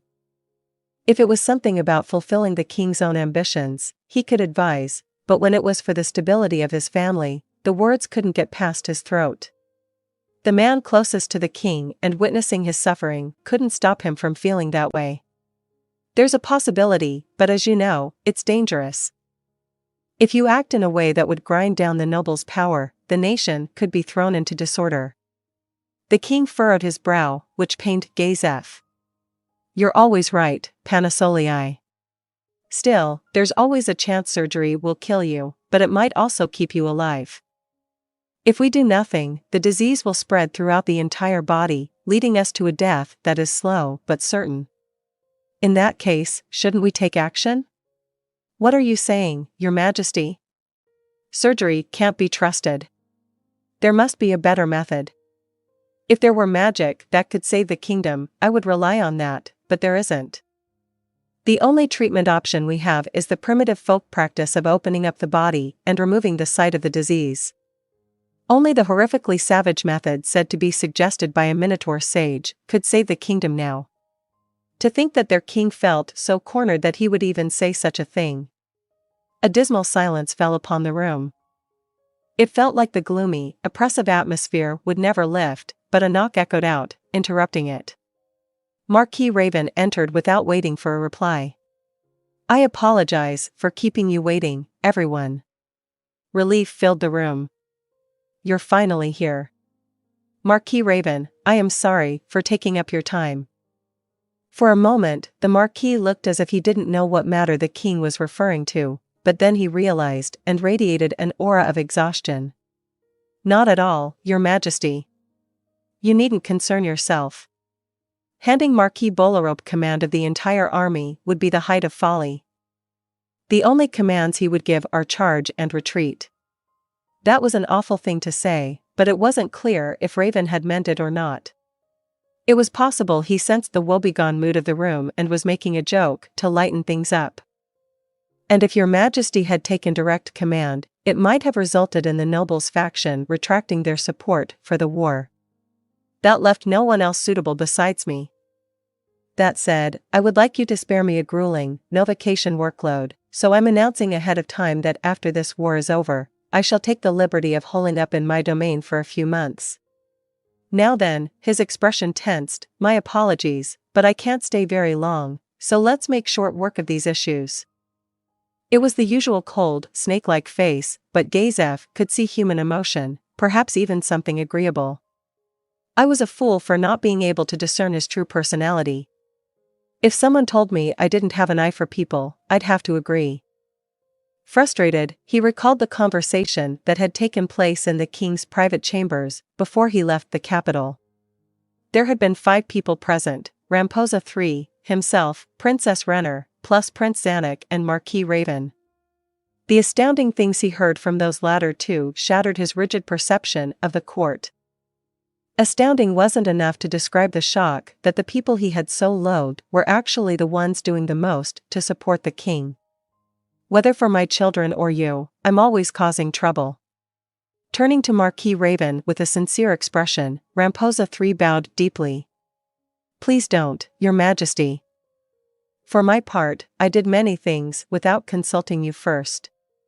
I regret not dealing with them sooner in a different way. Marquis Raven, please allow me to apologize as well. Gazef bowed deeply. Unaware of your true intentions, I was tricked by your conduct on the surface and harbored disrespectful feelings toward you. Please forgive me for being such a fool. Don't worry about it, Captain. Even so, if you don't punish me for my folly, this thorn will remain. Marquis Raven shook his head a few times in astonishment, then dealt out the punishment. Understood. Then allow me to call you Sir Gazef from now on, because I've always respected you. It was a punishment that wasn't a punishment. Feeling even greater disbelief at how blind he had been, Gazef thanked the Marquis from the bottom of his heart. My thanks, Marquis Raven. It's nothing, Sir Gazef. Now then, let us begin. We need to decide what actions the kingdom will take next. When Gazef went through the gate and arrived at the barracks in the outer circle, he took a deep breath and expelled his mental fatigue. He was truly tired. The times he truly felt like a commoner were during meetings like the one he had just left. Serving next to the king and observing noble society, he had come to understand how they thought. But there were often still certain ways of handling things or ideas that popped up that only people born and raised as nobles could understand, and at those times, he had to wonder why they thought the way they did. He felt it especially whenever they prioritized their pride as nobles over concrete benefits. No, what he understood even less was when they prioritized their own pride over their people. Gazef looked around. The soldiers rushing to and fro, they were the people. These were the subjects of the kingdom, all gathered from different villages for the coming battle. As soldiers, they looked so powerless. They should have been holding hoes and spades. Wasn't it the job of those at the top to protect these people? It was wrong to say they should give away Irantal. Like the king said, handing over Irantal would hurt the people living here. But the image of Ainz Ooal Gown in his strange mask appeared in Gazef's mind. When the caster returned to Karn with the first signs of night, he didn't look at all like he had just fought a fierce battle. Yes, he and his partner had returned without a scratch from a clash with an opponent who had crushed Gazef and his men. King of Darkness, they were appropriate words for a being so transcendent. Compared to the folly of opposing that man head-on, he would rather. But that choice would hurt the people. Shit, he snapped. His thoughts wouldn't come together. He couldn't figure out what to do. Hesitation on the battlefield meant death. Even the man celebrated as the strongest of the countries in the region could die if his mind wasn't made up. Especially if he was up against Ainz Ooal Gown. Certainly, Gazef had never witnessed the fighting ability of the caster who saved the village. And even that man had said the enemies had fled, not that he had defeated them. But everyone knew that was a lie. Come to think of it, why did he lie and say they ran away? After the pair had left, he had gone to see the meadow where the battle had taken place, but there was no sign of a massacre. He didn't find a single body. It took time to bury dozens of soldiers. The fact that there were no corpses, no physical evidence, lent credence to his claim that they fled. But that held true only if Ainz Ooal Gown couldn't use magic. It was possible there were spells that would transport or erase the bodies. And Gazef was confident in one thing. It stemmed from his intuition as a warrior. When Ainz returned unscathed, Gazef had sensed the caster smelled faintly of death. If it was true that they ran away, it was definitely because he had let them go. But Gazef had more faith in his hunch than the caster's words. It was a groundless conviction that the 6 scriptures members were dead and their corpses had simply not been left behind. I don't know. There existed a caster who could annihilate an opponent who defeated Gazef. How powerful would such a person have to be? At least several times as powerful as the band of warriors Gazef led. What would happen if that person appeared on the battlefield and attacked them using magic? Gazef looked once more at the people driven by excitement, fear, resignation, and panic. The strength of the magic casters used depended on the skill of the caster, even if the spell was the same tier. So what sort of disaster could Ainz Ooal Gown cause if he used so much as fireball? There were men here who had left their families behind, fathers with young children still drinking their mother's milk, sons who took care of their elderly parents, young men soon to be married. Was there even the slightest chance they could withstand such an attack? That was impossible. Life couldn't possibly persist after a strike from that great caster. If a fire spell, then all that remained would be seared corpses, if a chill spell, then frozen corpses, if a lightning spell, then electrocuted corpses. That's how it would end up. Would Gazef be able to withstand it? He didn't think he would die in one hit. But maybe that was naive. How did this happen? Fighting with Ainz Ooal Gown was definitely a mistake. Since he saved Karn, it seemed like Ainz Ooal Gown was a proper person who shed the same blood and tears. But Gazef had the feeling he was not just a simple, nice guy. The image that came to mind was a man who had no mercy for his enemies. They should have avoided a fight and treated him with all the respect they could muster. Then perhaps they could have persuaded him to choose a different plot of land. As Gazef looked gloomily at the people around him, a young man in white metal armor appeared in the corner of his field of vision. Next to him was an aloof warrior. It was Climb and Brain. Those 2 plus 1 more were having what seemed to be a fun conversation. Who's that? I feel like I've seen him somewhere before. It's one of Marquis Raven's former Orichalcum Plate adventurers. That team of former adventurers was a star of hope for the people, since all the members had come from a commoner background, so Gazef knew of them as well. In a way, they were like fellow ladder climbers who came before him. Boris Axelson, 41 years old, was a holy knight of the fire god and also held the class Evil Slayer, which excelled at slaying monsters. Joran Dixgord, 46 years old, was a wind god priest who could also fight as a warrior, a war priest. Franson, 38 years old, was a warrior who could use 4 swords thanks to the magic item Dancing Weapons. Lundquist, 45 years old, was a wizard said to be brilliant, who had spells he developed named after him. And Lockmeyer, 40 years old, was a thief called the Unseen. As Gazef counted the members on his fingers, he realized who was talking to Climb. Lockmeyer. Come to think of it, he had heard that during the demon disturbance, Climb and Brain had teamed up with him and snuck deep into enemy territory to save people. They didn't seem to notice Gazef, and he didn't want to interrupt. Still, he felt it would be rude to not say hello. After all, soon they would all be going to battle. Though Gazef was the king's aide and would therefore probably not be crossing swords with the enemy directly, no one ever knew for certain what might happen on the battlefield. It might be our last time meeting in this world. He wanted to talk to the pair if he could. As if the heavens had heard him, Lockmeyer waved and left. Brain and Climb remained, smiling as they chatted about something. The bonds between the two of them appeared to have grown stronger during the demon incident in the capital. They had built a relationship that could have been classified as friends, master and apprentice, or colleagues, which was complicated but good. Thanks to that connection, Brain was now one of Princess Renner's soldiers along with Climb. It was true that Gazef felt it was both unfortunate and regrettable that a warrior equal to him, whom he had been hoping to recruit into the Royal Select, had been snatched away. But seeing the pair like this, it was also true that things had settled into their natural places. Cracking a smile, he approached them with a quick step. That armor sure does stand out, though.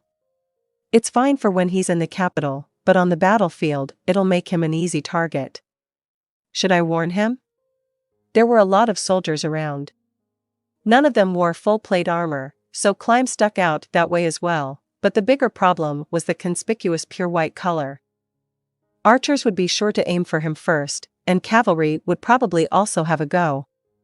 Between Climb and the Empire's knights, Climb would probably win, but it was also possible that he would run into a knight more powerful than him.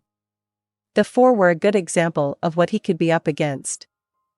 Apparently, that armor was a gift from Princess Renner, but she really has no idea what it's like on the battlefield if she picked a color like that. Apparently, Princess Renner wasn't well versed in military strategy. She would be upset if Climb died. If he used magic dye, he could change the color temporarily, then revert it after he returned to the capital. When Gazef approached the pair from behind with those thoughts in mind, Brain turned just his head around. His hand was reaching for the sword on his hip. That's Brain for you. I'm impressed he could sense me from this far away. Gazef's armor made a racket when he walked. It wasn't strange for someone to react upon hearing that noise approaching. But there were lots of people around busily preparing for battle. Picking out only the noises approaching them from the rest of that din was quite a feat. Well, it would have been different if he had been someone with special training, like a thief. Brain's eyes widened. Then he glanced at Climb and grinned. It was a nasty grin. He seemed to be misunderstanding something, but that was just fine. Matching Brain's grin, Gazef closed in on Climb, who hadn't noticed him yet, careful not to make too much sound. He had no special training in walking silently, and he was wearing metal armor to boot, but Climb didn't seem to notice him at all and said something to Brain. Gazef had successfully set up directly behind Climb. Then he gave him a chop on his unprotected head. Shrieking in a voice too hoarse for his age, he jumped back. The eyes that looked at Gazef were gigantic. It's Sir Stroh, quiet down. Seeing that Climb had swallowed his exclamation, Gazef repeated himself. Be quiet. It'll be a pain if people know I'm here. Just call me Gazef. He may have been the captain of the Royal Select and the strongest man in the kingdom, but most of the commoners here were peasants, so they didn't recognize his face. They probably imagined him as a man 6.5 feet tall, with a gigantic sword and golden armor. Do excuse me, you haven't done anything that needs an apology. Gazef smiled wryly in response. Then it changed into a wince. But if you don't realize someone in metal armor is sneaking up behind you, you're being too lax. I understand that it's unlikely for an enemy to show up here, but still.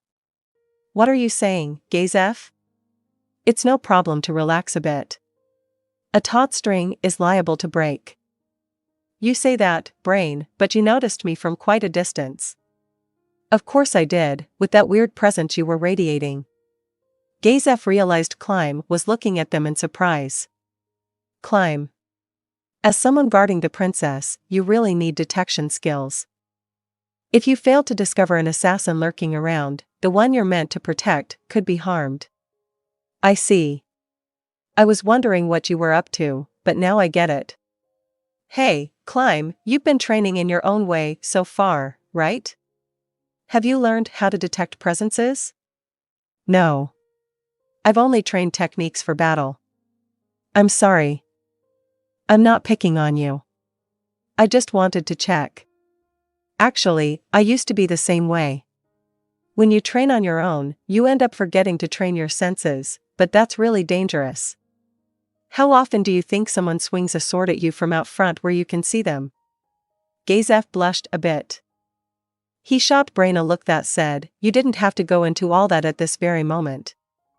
As the captain of the Royal Select, it was actually his job to train the young men working to become warriors, so he was awfully embarrassed that he hadn't been able to do that.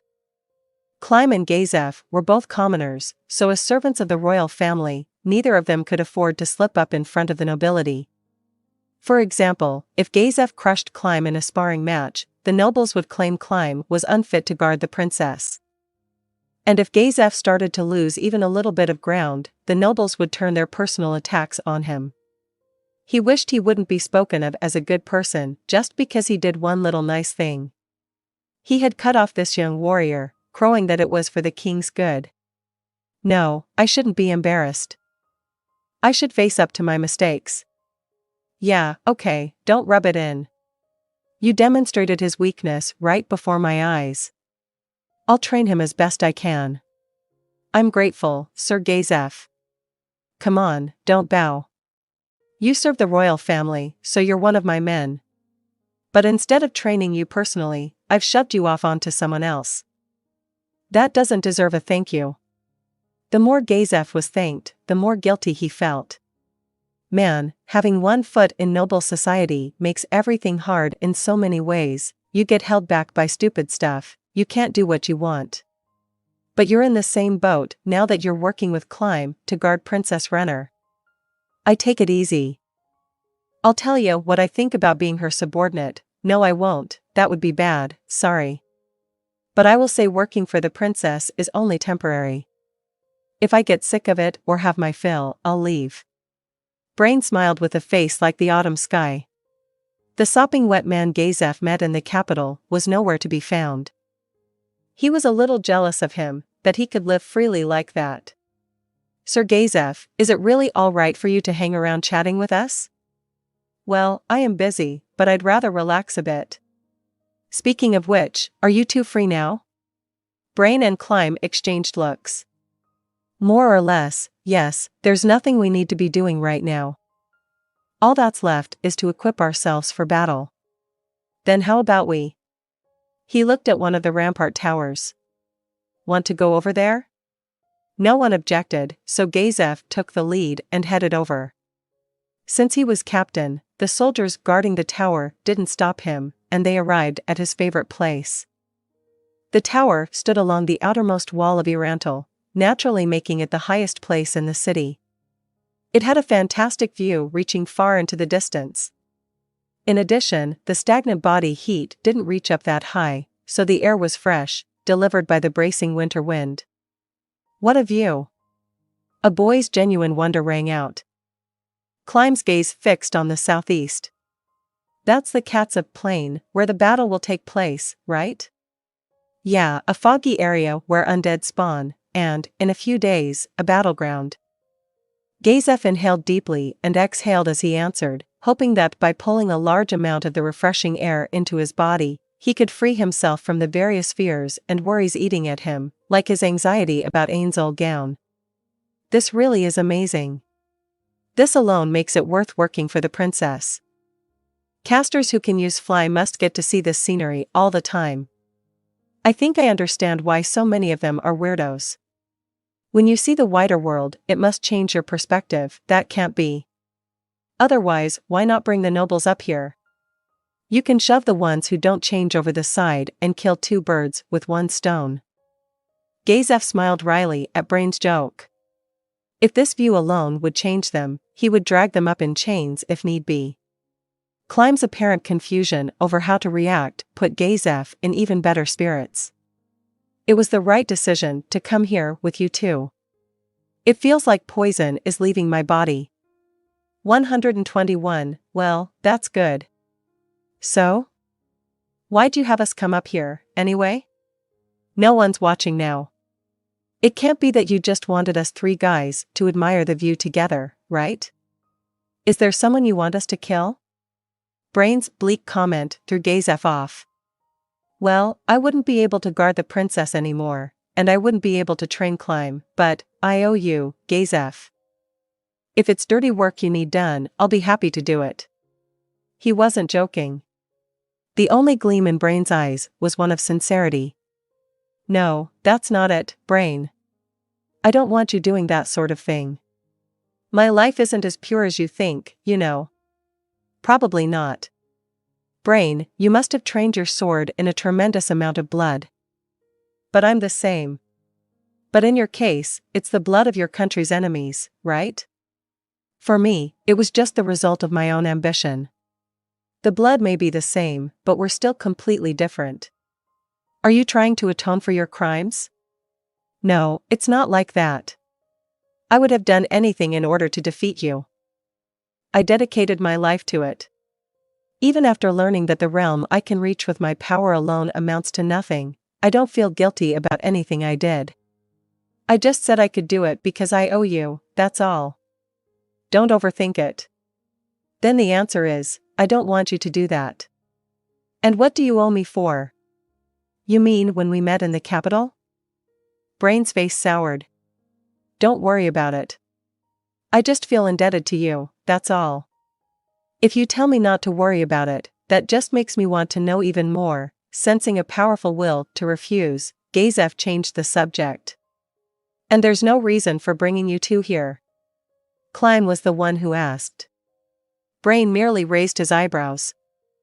I just thought if you were free, it wouldn't be bad for us three to have a talk, and the only place I could think of where we could relax and not worry about other people watching us was here. If we were in the capital, I know a quiet place where we could have had a drink, but, what, so it was really just to chat? I thought for sure you had a secret mission for me. No. Well, just because they might lose their lives and never meet again didn't mean he could say something that might only make them suffer later. Climb. That armor is a little too flashy. You might want to change the color. The way it is, you'll make a good target for the enemy. I can't do that, Sir Stronov, Climb refused flatly. This armor will be conspicuous wherever I go, so if I fulfill my duty while wearing it, my deeds will reflect well on Princess Renner. Besides, many nobles know that I wear white armor. If I dyed it another color out of fear, I'd be a laughingstock, and it would cause trouble for the princess. If that's how it'll be, I'd rather die a heroic death and enhance her reputation. Seeing his eyes, Gazef swallowed his replies. Princess Renner doesn't want you to die. Don't confuse recklessness for bravery. Be patient now and become an even greater success later. He could have given him any sort of advice along those lines. But he figured nothing he could say would have the power to change Climb's mind. As Climb said, his white armor was the princess's banner. His achievements would reflect well on her. Of course, the opposite was also true. Climb was a warrior from an impoverished background. Renner had saved him, so he believed his life belonged to her. Gazef wouldn't be able to budge that conviction, because he understood it to the extent that it was similar in some ways to his oath of loyalty to the king. "I would give my life for Princess Renner," the boy declared. Gazef wasn't sure what to say. "Why are you guys looking into each other's eyes like you're about to die?" "Relax, Gazef. I'll keep an eye on Climb. I won't let him do anything stupid, and I'll save him no matter what kind of crazy situation he gets into. Against the 4, I have no doubt you'll win, Brain. But if Sir Ainz Ooal Gown is on the battlefield, you'll die." "Is Ainz Ooal Gown really that strong?" "He's the one I heard about at your house, right?" After the demon disturbance, the two had traded the stories of their lives since the royal tournament over drinks. It was then that he had told Brain about Ainz Ooal Gown. "I can say with confidence that there isn't an imperial knight you can't beat. The ones called the 4 are strong, but I still don't think they could defeat you. If you were lucky, you could probably escape from the Empire's greatest caster, Flutter Paradine. But if Ainz Ooal Gown stands in your way, I'm sorry, Brain, but that will be as far as your destiny takes you." "Really? He's that strong?" "I'm certain of it. Brain, he's more powerful than what you're currently imagining. You should double or triple your estimate, at least. If he's that strong, then I wonder if he's a match for Sir Seabass." "Seabass? The old man you told me about?" "The old man from your story was shockingly strong, but I think Sir Gown surpasses him." "I would beg to differ. I can't really imagine he could be stronger than that man. But anyway, what's with the Sir you keep sticking on our enemy's name? He's an opponent worthy of respect. But I don't want to cause trouble for the king, so I adjust depending on who I'm talking to." Brain shrugged. "I gotta hand it to you, Captain, and you too, Climb.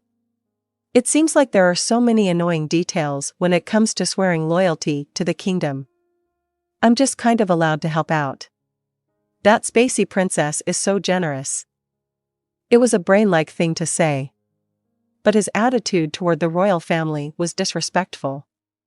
The king's retainer, Captain Gazef Stronov, frowned, but the warrior Gazef Stronov grinned at the boldness of it. If there were a lot of onlookers, he would have had to reprimand him, but because it was just the 3 of them, he figured there wouldn't be an issue if he was true to his warrior self. "Well, it's true that Princess Renner might be a little too carefree." "Well, I understand that you won't change the color of your armor, Climb, but in that case, be extra cautious. Thank you for your concern, but Princess Renner also told me to do my best with the color as it is, so I'm sorry, but I have no intention of changing it." "I see. That's fine, then." A cool breeze blew among them. The sky was so clear and blue, it was hard to believe a war was about to start. Looking at Climb and his determined face against that backdrop, Gazef felt both joy and sadness at the fact that he had so many people he didn't want to let die. He changed the subject in a purposely light tone to clear the recurring emotions from his mind. "By the way, what were you two up to before?"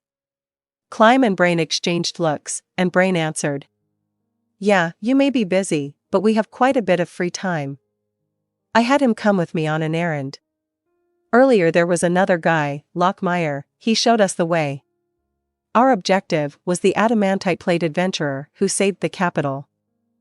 I heard he makes this place his home base, so we went to go visit him." "Sir Mammon?" Yeah, him. We didn't really get to talk at all that time in the capital. I wanted to understand the power of the warrior everyone says is the strongest, and his mood changed to be more serious. I wanted to ask him about something."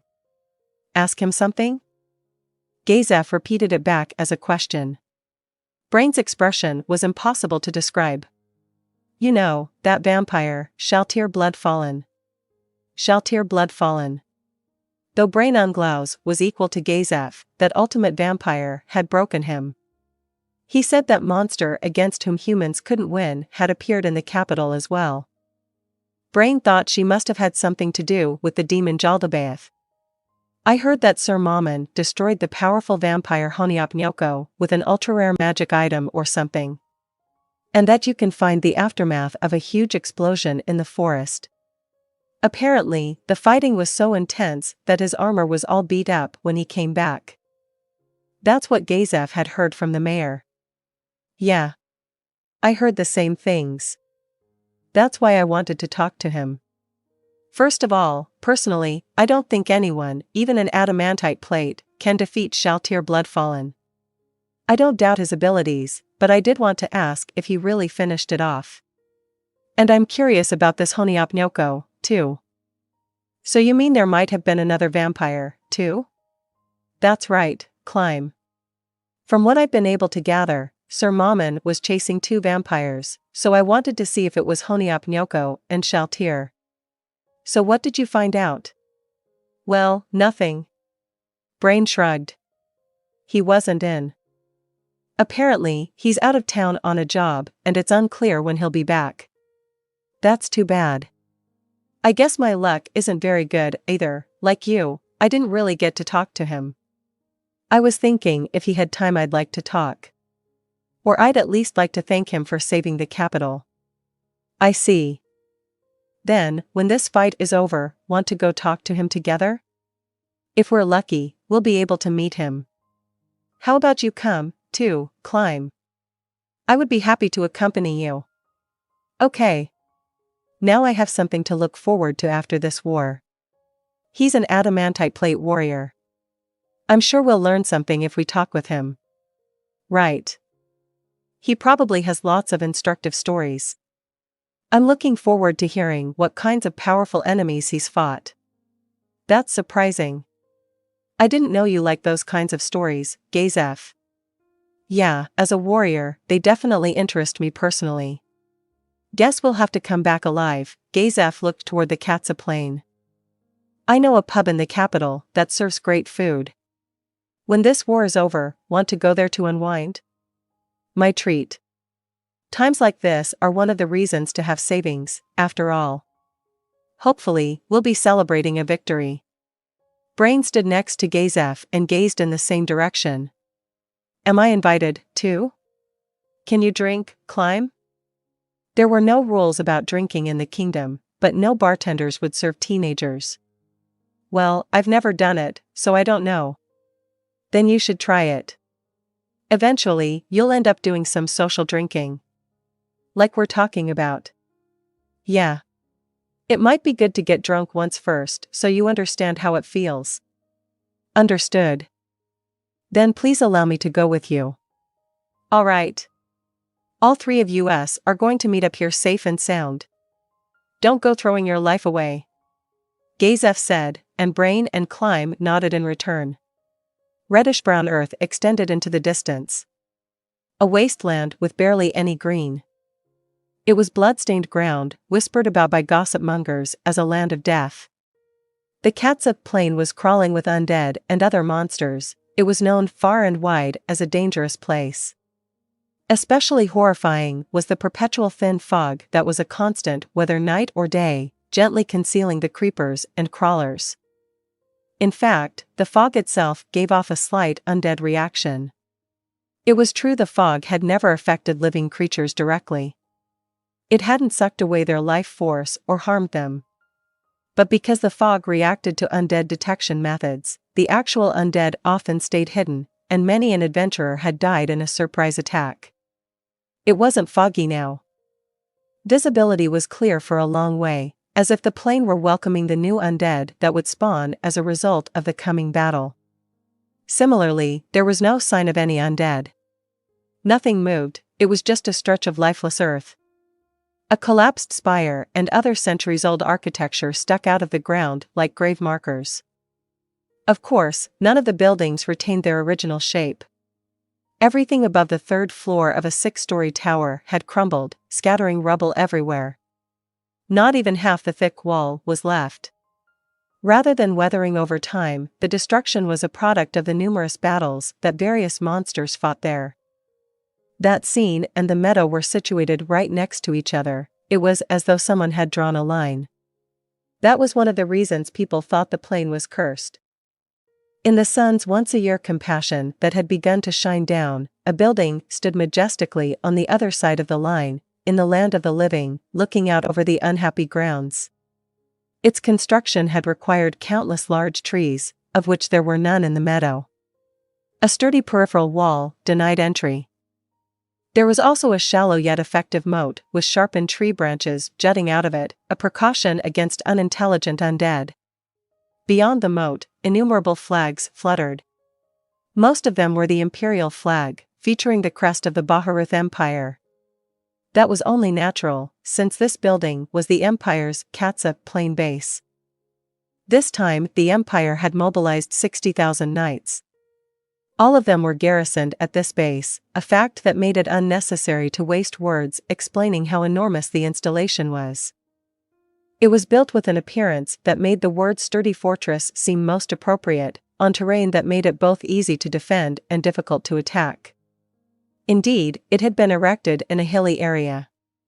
That's not to say the Katsa plain naturally had such topography, but rather it was the result of magic.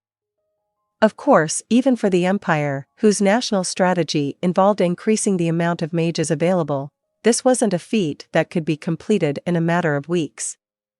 The base had been constructed over several years. Originally, it had been their plan to use the base as their staging point to attack Irantal. It was a giant fortress built with the possibility of siege warfare against hundreds of thousands of kingdom troops in mind. The reason the kingdom hadn't done anything to interfere with the construction was simply that it didn't have the ability. If the Empire attacked, the kingdom would unite and protect its territory, but when it came to launching an invasion of its own, there was a lot of groundwork that needed to be laid down between factions. Another issue was who would get stuck with the financial burden of a war where there wasn't any territory to gain. Ultimately, it came down to the fact that unless the sparks were coming down directly on them, people didn't feel like fighting against fires. Above the enormous imperial fortress flew 3 hippogriffs. They slowly descended, tracing a large arc through the air. Any knight knew that this was the Emperor's Imperial Air Guard's ceremonial descent pattern, which announced the arrival of an imperial messenger. On the ground, 10 knights stood by in a circle, holding imperial flags. It was a ritual to welcome a messenger from the Empire. The hippogriffs swooped down into the circle. Their ability to land so close to the center showed how skillful the riders were. Once they touched down, the messengers from the home country became visible, which was why even the honored knights who were allowed to participate in the ritual were so surprised that their flags wavered. What threw them off was the appearance of one person who was very different from the accompanying pair. Since he didn't have his helmet on, his handsome features were clearly visible, which let everyone recognize him right away. The blonde hair rustling slightly in the breeze, eyes like the blue of the deep sea, tensed lips that conveyed his strong will, he had the expression a knight should. More than anything, there wasn't a person alive who didn't recognize his full plate armor. It was made of precious adamantite and enchanted with powerful magic on top of that. Such items were rare enough to count on one finger in the Empire. The owner of that armor was one of the most important knights in the country. With a clear voice that matched his handsome looks, he called to one of the knights standing by. "I'd like to see the High Commander of the Second Army, General Carvain." "Where can I find him?" "Sir, General Carvain is in a meeting in preparation for the battle with the kingdom that will commence a few days from now. We have orders to escort you to his tent, Sir Enoch." "I see. And has the King of Darkness, Ainz Ooal Gown, arrived?" "No, sir. The King of Darkness has not yet arrived." "Got it." Nimble sighed out of relief that they were properly informed and that the caster hadn't arrived before him. "Then can I have you bring me over? There's one other thing I'd also like to ask of you." He carefully removed something from his breast pocket. Nimble waited about an hour at the splendid tent before its occupant returned with a few escorts. It was a man in the prime of life with all white hair and a quiet demeanor. He wore the same armor as the knights, but it didn't really suit him. He seemed more like a noble than a military man. "Nimble, I thank you for coming." When he cracked a smile, the aristocratic impression grew stronger. His voice was soft, seemingly out of place in this fortress ripe with the odor of battle. Nimble replied with an informal salute. Natal Inyamdale Carvain. Once an obscure noble, his skill had been acknowledged and he was selected by the previous emperor to serve as general of the Second Army. He hardly had any military achievements to his name, but he was known as a reliable commander, and it was said that if he fought, he would never lose. Naturally, the Second Army had great morale. And in each and every move his men made, it was apparent how much they respected him. "I can't thank you enough for coming back here even though you're so busy as the high commander of the expedition." The empire had 8 armies, and each had a general as its senior officer. The general of the First Army was the great general who commanded all of them. When there was no general of the First Army, no great general, the next lowest army numbers general would assume the position. In this case, General Carvain was the senior officer. Now, Nimble. You don't have to be so formal. You're here on the Emperor's orders, right? It's not as if you're my subordinate. Treat me as an equal." Still, Nimble smiled awkwardly. The one in charge of the military was the Emperor, but the one below that was the great general. The Empire's strongest knights, the 4, often carried out orders straight from the Emperor, so in terms of authority, they were equal to generals. But in terms of age, experience, and sheer presence, Nimble couldn't match Carvain, so it would be difficult to treat him as an equal when no one else was around. Looking warmly at Nimble's flustered expression, Carvain smiled. "It doesn't feel right for an old man like me to be treated with such reverence by one of the Empire's strongest knights, either. At least relax a little bit." "Understood, General." Carvain nodded as if to accept Nimble's slightly less uptight attitude. "But it's really good timing that you came today. It's like the fog lifted to welcome you." "General Carvain, surely it's not to welcome me but the tragedy that is about to befall the kingdom." "How awful." "Tragedy, so will you tell me, Nimble?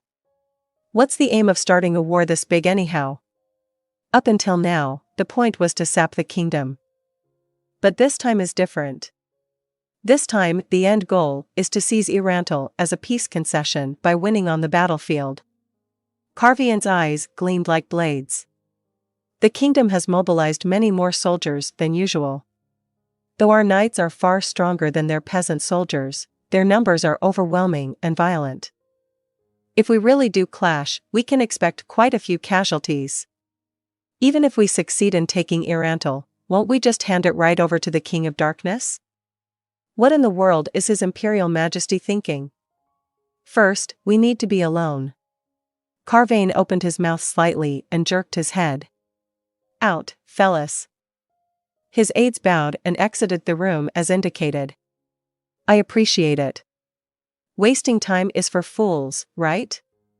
So will you tell me?" "Yes. The Emperor actually sent me with instructions to tell each general about our war objective." Nimble took a seat. "The war this time is for building friendly relations with the King of Darkness, King Ainz Ooal Gown.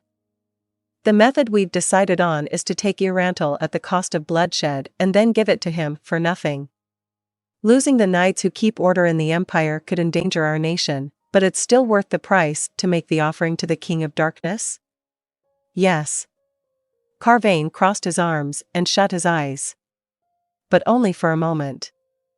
"Understood. If it's the Emperor's idea, then I'll go along." "Thank you. No thanks are necessary. Let's work to impress the King of Darkness. About that, there's a favor I'd like to ask you." Nimble brought up the most important reason he had come.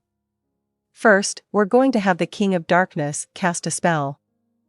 We'd like the knights to move after that." "What's that for?" Isn't the point for us to shed buckets of blood to get him indebted to us? There is that, but another one of our goals is to see what he can do. Apparently, the Emperor has asked him to use the most powerful spell he can cast. We want to see how powerful it really is. So the King of Darkness is a potential enemy? It seems like you get the idea. King of Darkness, Ainz Ooal Gown, is the Empire's enemy. I see. Then once he looses his spell, knights will charge into the wound and tear it open even more. What level of magic will it be? I wonder. Something like Fireball? We're investigating because we don't know, but it's estimated that his attack magic is more powerful than Paradigm's. Carvian's eyes grew huge. But only for a moment. I see. Well, I doubt he could possibly surpass that great caster, but if that's how much power he has, then I can see why His Majesty would want to cultivate friendly relations with him at all costs. Nimble said nothing. If several hundred people died in a single attack, that would be quite a deep wound. That would be our chance to push into their territory. If he's really that powerful, then perhaps we won't lose as many knights. Nimble thought it would be great if that was how it worked out. What he'd heard from his fellow knights in the 4, Lightning and Heavy Bomber, was that Ainz's power was on another level and that he might be able to use a spell that could kill thousands at once, or tens of thousands if they were bunched up. It sounded unlikely, but if it were those two saying it, there was a high probability it was true. Carvain was right that the deaths of the professional warriors who kept the peace in the Empire would be a huge loss. Nimble would have been happier if their potential enemy Ainz was powerless, but in this case, he wanted to believe his friends. General. There was one more favor I wanted to ask. The King of Darkness will bring soldiers with him, so please allow them to fight alongside you. How many thousands are we talking? Well. I'm terribly sorry to interrupt, General Carvain, Sir Nimble, someone shouted from outside the tent. Carvain apologized to Nimble with a look and shouted toward the entrance. Permission to enter granted. The one who came in was a fairly high-ranking knight. What is it? It must be an emergency? Sir. A carriage bearing the flag of the King of Darkness has arrived before the gate. We're being asked to open it. Shall we welcome them as you ordered? The knight was looking to Nimble, at whom Carvain then glanced. In response, Nimble gave a nod. Understood. Let it through at once. Yes, sir. Should we inspect the carriage first? No matter who was inside, they couldn't let a carriage into the garrison without inspecting it. A basic inspection included using magic to make sure there weren't any illusions being used as disguises. In the kingdom, they didn't go as far as to use magic during their inspections. Probably the only place that had a rule like this was the Empire, where magic was a pillar of the state. They knew how terrifying magic could be, so their guard against it was high. Moreover, at a major military facility like this, they were using the cutting edge in magic technology. If the technology that supported the future of the country was to be leaked, it would be a devastating loss for the Empire. That was why the system was set up so that even if Emperor Jerknev came, they performed the same inspection. Thus, even if it hailed from an allied country, precisely because it was from an allied country, examining the carriage was the usual course of action. But there were some situations that wouldn't allow for that. Carvain looked at Nimble again. Pained by a leaden feeling and a slight pressure in his stomach, plus the weight of the object in his breast pocket, Nimble replied, General Carvain. I'm truly sorry, but this man is a very important visitor for the Empire. This is an extraordinary irregularity among irregularities, an exception among exceptions, but please just let him in. The general's gentle smile changed to a blank look, and the color drained out of his face. He realized the knight was taking Nimble's order over his head. No matter how kind a person, there weren't many who would be happy to have their subordinate take orders from someone else. And Nimble understood that very well. But it had to be done. If all else fails. As he was wondering whether to take out the item in his breast pocket, Carvain spoke. I can't argue if it's His Imperial Majesty's orders. It's his country, after all. I'm glad you understand, General. In his pocket were written orders from the Emperor. The writing on the parchment gave the person named therein the authority of the Emperor. That granted Nimble authority over anything and everything that was associated with the war. Not only did it make Nimble higher ranking than Carvain for the duration of this conflict, he could even dismiss the general if the situation called for it.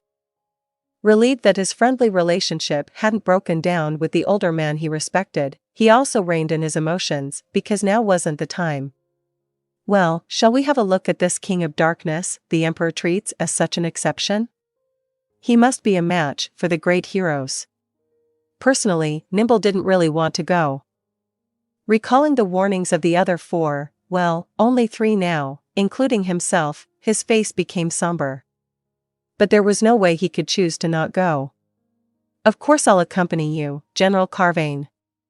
At the edge of the barracks, a single magnificent carriage was quietly proceeding under the guidance of a knight.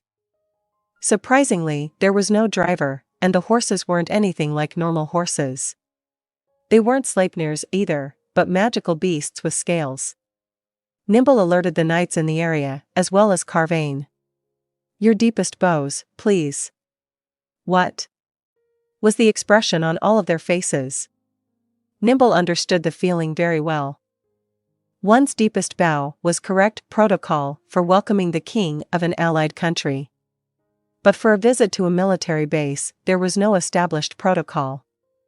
Or rather, it was assumed such a visit would never happen. It was extraordinarily rare to be so open, even when both parties were human, because conflicts breaking out between countries were simply reality. The deepest bows were for ceremonies in public, in safety, not at military bases. That had to be what the soldiers were thinking. There was one more thing. The deepest bows were almost never given on the battlefield. Most likely because if someone saw their commander giving the deepest possible bow, they might mistake the person on the receiving end as a superior commander. It was an unspoken rule on the battlefield. He understood the knight's feelings so much it pained him, but... Everyone, your deepest bows, please. He repeated it with a steely voice. He heard Carvain sigh. You heard him. We're welcoming this carriage with our deepest bows. When Carvain gave the order, the confused knights seemed relieved. If it was an order, all they had to do was obey. No thinking on their part was necessary. Nimble gave him a grateful glance and saw a snide look on his face for just a moment, as if he was saying, you have it tough, but I have it tougher. The carriage came to a halt in front of the party. They all gasped, for 2 reasons. First was how magnificent the carriage was. The primary color was a black that gleamed as if it had been cut from the sea at night, and the frame was covered with elaborate gold accents. But the metal fixtures had the dull shine particular to brass, and the leather displayed a sophisticated coppery hue, so the overall effect was elegant. Perhaps the ornamentation was a bit showy, but the carriage radiated such refinement that it seemed natural. Calling it a treasure chest wouldn't be far off. Nimble had ridden in the Emperor's carriage many times, so he could state with confidence that this one was grander. The other reason they couldn't help but gasp was the horses. No, they weren't horses. Sharp fangs peeked out of their growling mouths. Reptilian scales coated their bodies completely, and beneath those rippled abnormally robust muscles. It was like overpowering violence had been molded into the shape of a horse. An acute sense of caution filled the area. Nimble himself was breathing heavily and felt sweat ooze from his back and hands. The magical beasts seemed shockingly strong. As he was breathing raggedly in and out, the carriage's door opened. A dark elf girl got out. His mind went blank. Everyone was speechless, their eyes caught. The girl, holding a black staff, was lovely. She was so beautiful that once she grew up, she would captivate many. Undoubtedly, some men would do anything for her love.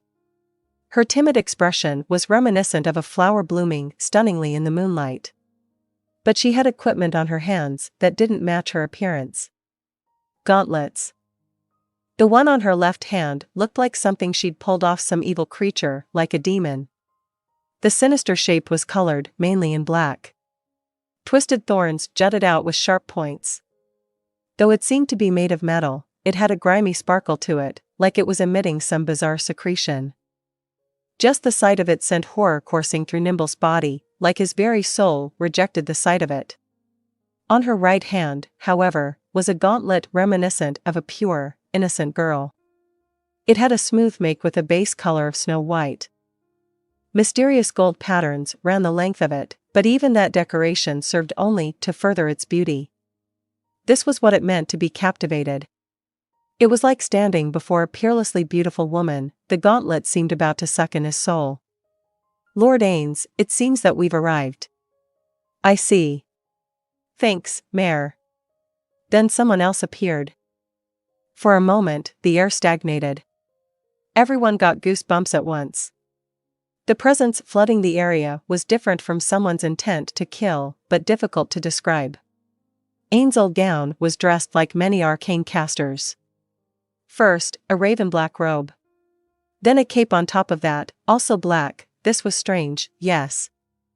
Next, the staff he held, which was splendidly ornate but not to the point of gaudiness. Around his neck hung a necklace featuring a jewel that sparkled silver, and his face was covered with a weird mask. "We humbly welcome you, King of Darkness, Ainz Ooal Gown." Nimble bowed, but he didn't hear anyone else. Though he knew it was rude, he moved his head to look behind him and saw that the general and the other knights were all still standing stiff as rods.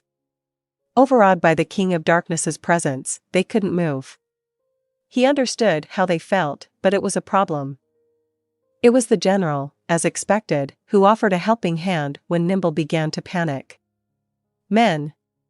Carvain barked.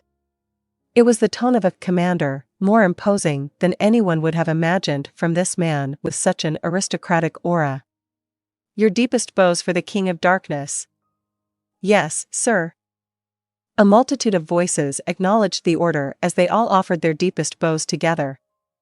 "I appreciate the welcome, famous knights of the Empire." The King of Darkness's utterly normal voice was conversely creepy. There was a strange incongruity, like he was putting in a lot of effort to act like a normal person. At least that was the strong sense Nimble got, because he had heard what was lying under the mask. "Raise your heads." No one raised their heads the first time he said it. "Won't you raise your heads?" The second time, they did. Only for the ruler of their own country would they wait for a third. "King of Darkness, please forgive those who did not immediately raise their heads." He shifted his gaze and saw that the knights' lips were white, their faces pale. "It seems they've forgotten themselves in their joy at meeting you." "No, I apologize. It seems I got a little excited here before the battlefield. Please know that it was not my intention to direct it at you." Ainz whipped aside the cape that had been draped over his shoulder. The raven-black fabric fluttered audibly as it spread out, almost like black wings. That same instant, whatever had been enveloping the area in what could be called a chill or heaviness melted away until nothing was left. Standing before them was someone with the presence of any normal human. Terrifying. That was Nimble's genuine impression. He had heard from his fellow knights what a monster this was. The fact that he could seem so normal made him all the more frightening. It was like a large predatory beast was slowly sidling up to them. Even the knights who didn't know the details must have been struck by the abnormality of the situation. Confusion hung in the air. From Carvain, Nimble sensed comprehension. He must have understood what attitude he needed to take with this person before him, not with his mind but with his heart and soul. "My name is Nimble Arkdalenok, and I will guide you to the site of your camp." "Well, I'm sorry to trouble you, but thanks." "You are quite welcome." "Then allow me to introduce a commander of the Imperial Army, General Carvain." "My name is Carvain. King of Darkness, Ainz Ooal Gown. If you are dissatisfied with any aspect of the base, I am at your service, and know that it will be handled immediately.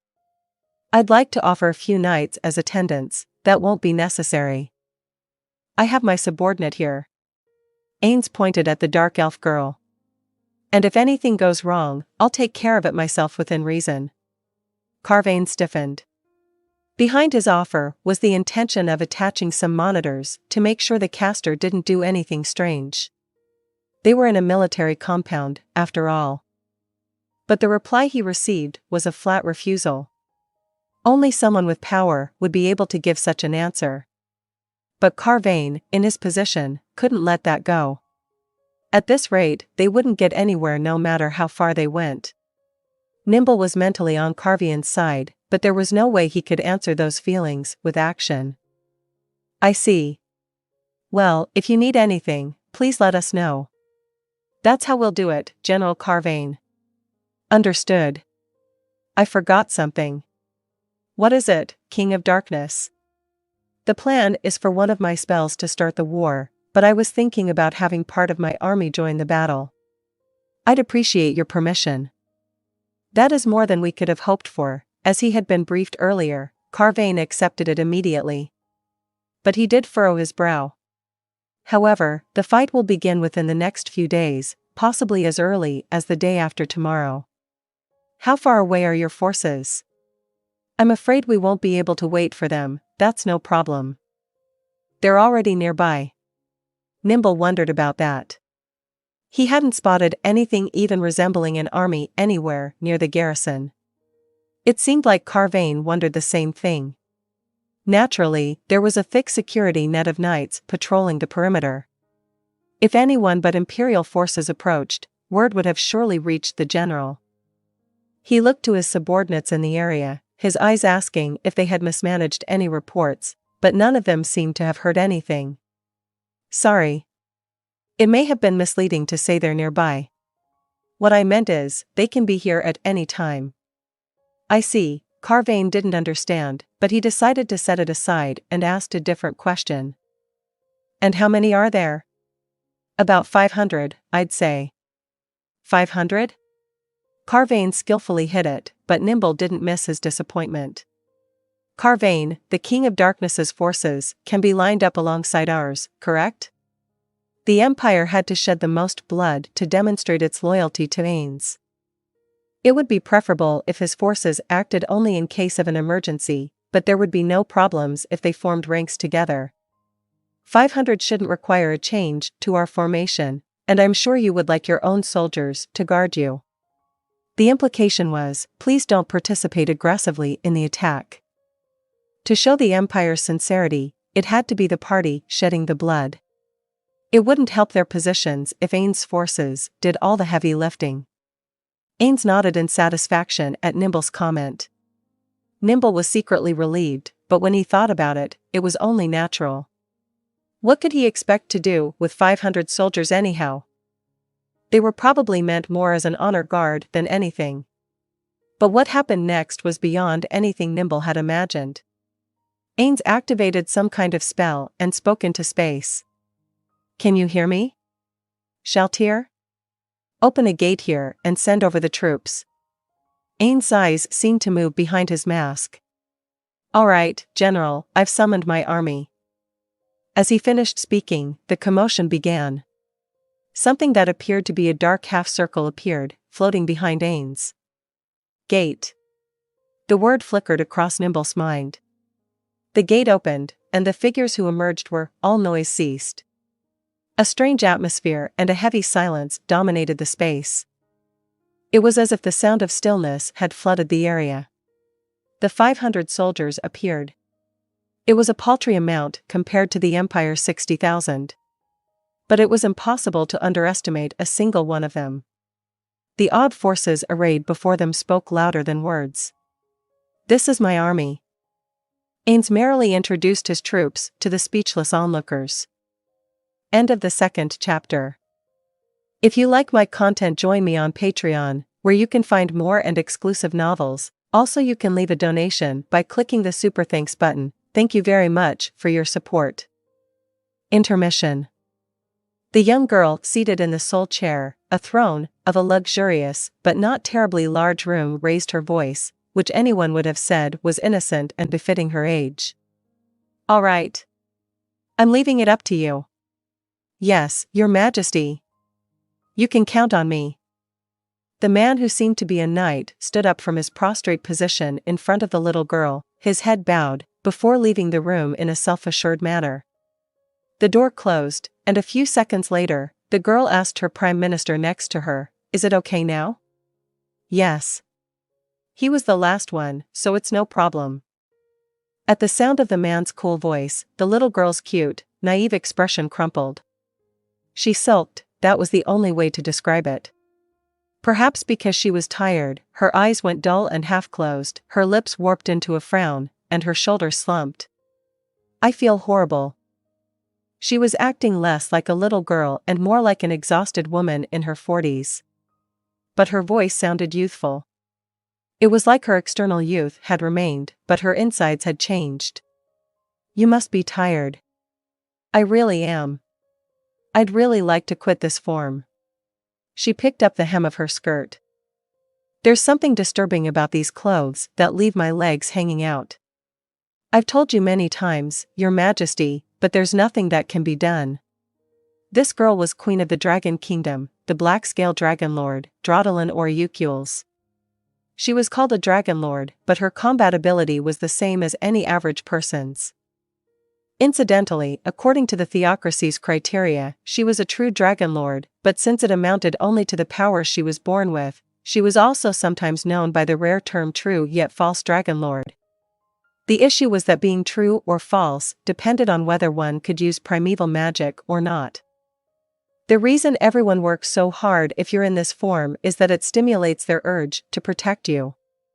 Does everyone have a lowly complex? I think being bigger feels better in all kinds of ways. Ainz held her hands in front of her flat chest and jigglingly mimed something. "That form certainly does have its, don't say form. That's my real body." "Do excuse me, Your Majesty, come on, I can tell you don't have any intention of apologizing whatsoever." "That's not true." Gazing at her prime minister's cold smile and unable to read the emotions behind it, Ainz averted her eyes in frustration. "You seem to understand. Back to the point, it's true that you might be more popular with men in that form, but that's not the case with women.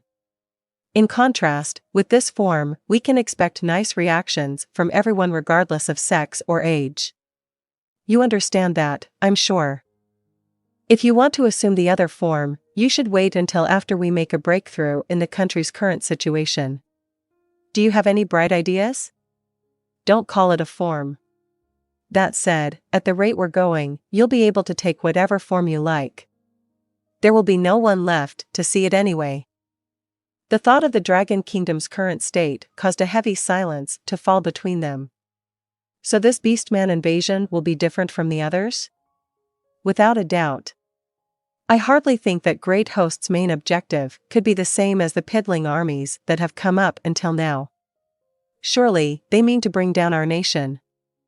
It seems like they're determined to put up livestock pens or something. Near the Dragon Kingdom was the country of the Beastmen. Beastmen were subhumans who were like lions or tigers, carnivorous beasts, who walked on two legs. One look at their heads was enough to tell they were meat-eaters, and naturally, their diet included humans. Races that ate humans weren't rare. In 3 of the 6 great countries competing in the center of the continent, humans were food. In the troll country a little removed from the central area, they were such human connoisseurs that the best food for entertaining guests was human fetuses that were about 6 months along. To meat-eaters like that, this country was just hordes of food gathered together. Up until this point, perhaps because the Beastmen had seen them as food that would multiply on its own if they let it be, there hadn't been a full-scale invasion. But for some reason, the latest attack was gigantic, and 3 cities had already fallen. The feasting going on out there was enough to make even the queen feel sick. Naturally, since there was no way to negotiate with this external enemy, the nation had come together against it. They were trying to cope, but Beastmen simply had different base stats compared to humans. Just as indicated by the fact that one of the major countries in the center of the continent belonged to the Beastmen, their physical abilities far surpassed those of humans. For example, if a human and a beastman grew up in the same manner, the beastman's stats would be 10 times greater than the human's. In adventurer circles, they had established difficulty ratings, numbers measuring the strength of monsters. If an adult human was 3, then an adult beastman was 30.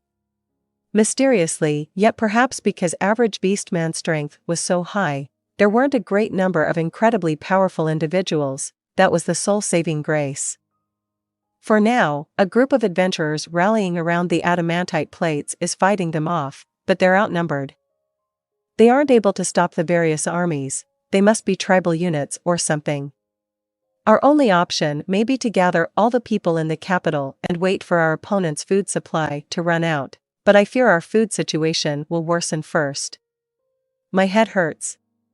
The future is too dark.